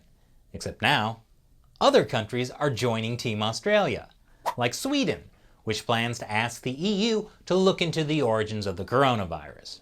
That's after China has slowly ruined its relationship with Sweden by bullying. And now the UK is also joining in on calls for an investigation into China's role in the coronavirus outbreak. And in a totally unrelated story, British doctors are warning that ventilators the UK bought from China could kill patients. Yeah, I think there's going to be an investigation. So the world is pretty tired of the Chinese regime's nonsense. And now, the US is imposing new export rules to keep sensitive technology out of the hands of the Chinese military. The new rules will require licenses for US companies to sell certain items to companies in China that support the military, even if the products are for civilian use. They also do away with a civilian exception that allows certain US technology to be exported without a license. The real question is, why did it take a deadly pandemic for the US government to figure out that giving this technology to the Chinese regime was a bad idea? Speaking of the military, US Senator Ted Cruz is also pushing a bill that would block the Pentagon from working with Hollywood film studios that edit or alter their movies on behalf of Chinese censors. The bill is called the Stopping Censorship, Restoring Integrity, Protecting Talkies Act. When it comes to trimming your balls,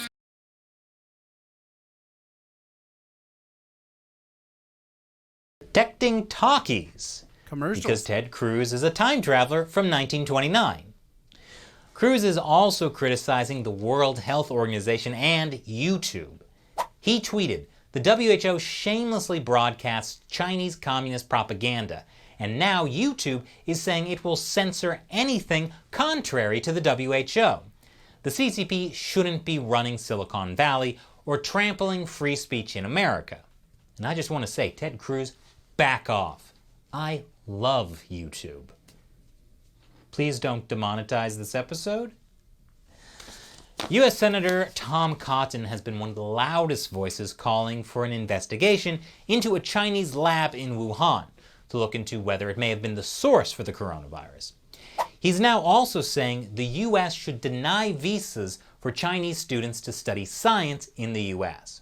Now that sounds really racist, but there's a reason behind the idea.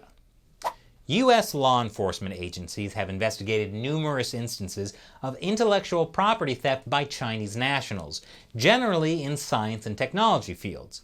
Some of those suspected of theft have obtained Chinese patents for work owned and funded by the US, while others have duplicated US research in secret labs in China. So there's a reason for it. It just sounds really, really racist. Though he's only talking about students from mainland China, not ethnically Chinese people from other countries like Taiwan. But I don't think it's going to happen. What does need to happen is a serious look at how American universities have become dependent on Chinese money. Taiwanese health officials are thanking the US for pushing for Taiwan's entry into the World Health Organization.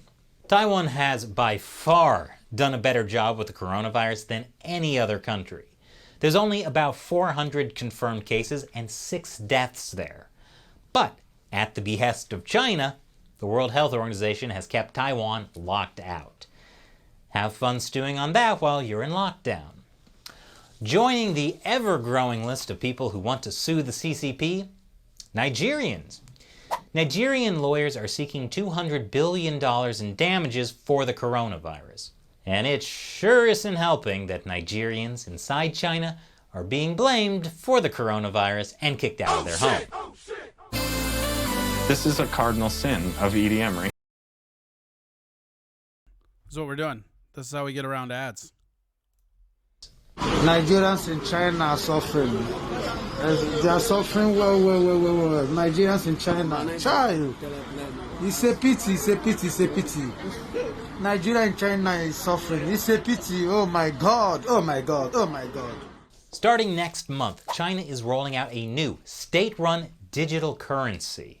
Because what the Communist Party really needed was more control over people. Chinese state-run media reports that some American companies will be part of the experiment, including McDonald's. I'm loving it, because I have no choice. Really, the Communist Party knows the way to people's hearts. And for the kids, it's anime. Bilibili is an incredibly popular Chinese video sharing website. It's mostly for sharing anime clips and video game tutorials. But the Communist Youth League and other groups have been flooding Bilibili with coronavirus-related conspiracy theories and fanning anti-American sentiment. Sounds like they took our The move. Youth League, the party's branch for younger members, is among the site's top 7 creators with about 6 million followers. Another fun example, this anime series about Karl Marx. 我要用它，在追求真理的道路上披荆斩棘。卡尔，你个疯子！ It was co-produced exclusively for Bilibili by several state institutions. Communist anime. Shinji, get in the robot and fight the US. Next, I'll answer a question from a... All right, we're going to stick away from their Patreon. And we're going to go here, and boom. There we go. Let's see here. Boom. Wow, there's a lot of stuff going on in here that I did not see. All right, let's go down here. All right. Sandy's leaving. It's fine. What's your fucking PayPal? I gave you my PayPal. Oh, that's old. Boo.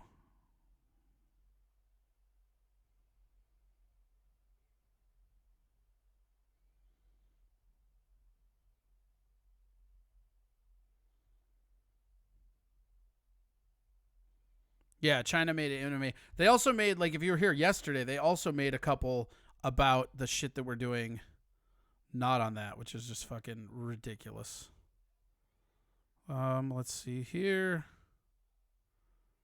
Where is that? Perfect. All right. So now, yeah, Karl Marquis. Karl Marquis. Put his name on the marquee. Karl, you're famous. Get on the marquee. You guys, look. I'm not going to say this has been our best week, but it kind of feels like it. Thank you guys so much for watching. I'm going to leave you on this sweet, sweet Cinco de Mayo video that Dave actually just sent me because it's like pretty fucking fun, man. I mean, it's a real fun time, Dave. Let's make sure we get that open. Hold on. There it is. Boom.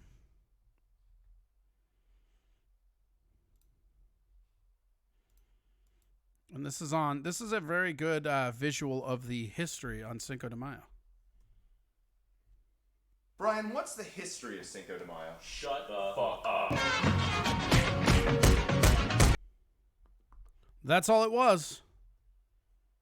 Oh, wait, no, it's not. I'm an idiot. It's still playing. Hold on. We're going to do that over again.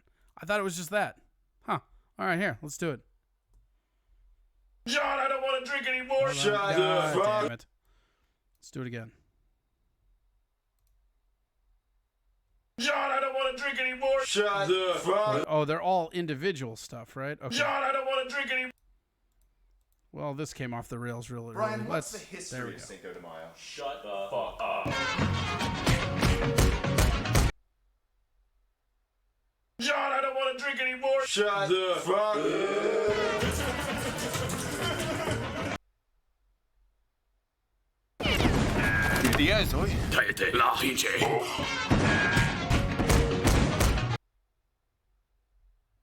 Should we be drinking if we're pregnant? Shut the fuck up.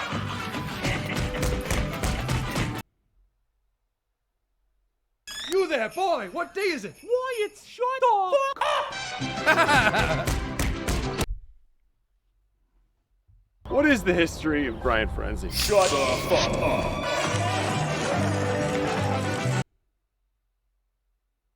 Brian, what happened to us? Shut the fuck up.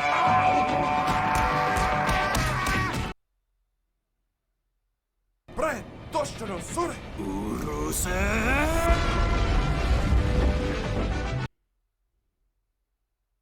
Brian, why don't we do Cinco de Mayo anymore?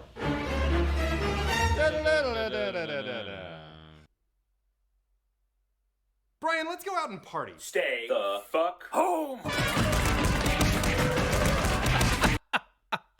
All right, that was worth it, Dave. That's pretty good. I suck. Yeah, I play this playlist. I got it. I did. I just let them play. You're right. I didn't realize it was a fucking playlist. But yeah, here we go. We're gonna move into the end phase. Here we go. Here we are in the end phase, ending our cycle. Remember, we do this every Friday through Tuesday, 7:30 to 10:30 p.m. Thank you all so much for fucking listening. That is super rad. Yeah, if you guys need anything else, go ask somebody else because we're done. Don't forget to go check out Tovar's Instagram for his show. Don't forget to go over to the Steel Toe Evening Show tomorrow as well. Don't forget to go over to the Savage Thoughts podcast on Thursday. Both Steel Toe and Savage Thoughts are on Steel Toe Show here on Twitch. Tovar's is Steven Tovar79 on Instagram, and his show will start at 6. It's pretty good. Good guest this week. Yeah, thanks. I appreciate it. I'm trying to, just trying to put everything together, see how it rolls out. Who the fuck knows, It's kind of the problem. So let's see here. We will do. What do we want to end? I think we're gonna end on some weird shit because why the fuck not, right? You guys have been awesome. Again, thank you so much. We do this 5 days a week, starting it on Friday through Tuesday, 7:30 through 10:30 p.m. Thank you for joining us. Don't forget to go over to Venmo or PayPal and donate. Everything you give helps. That's super rad. And also, don't forget to subscribe on other social media outlets. You guys have been awesome. This has been a great show. We are out. Have a good week. I'll see you on Friday.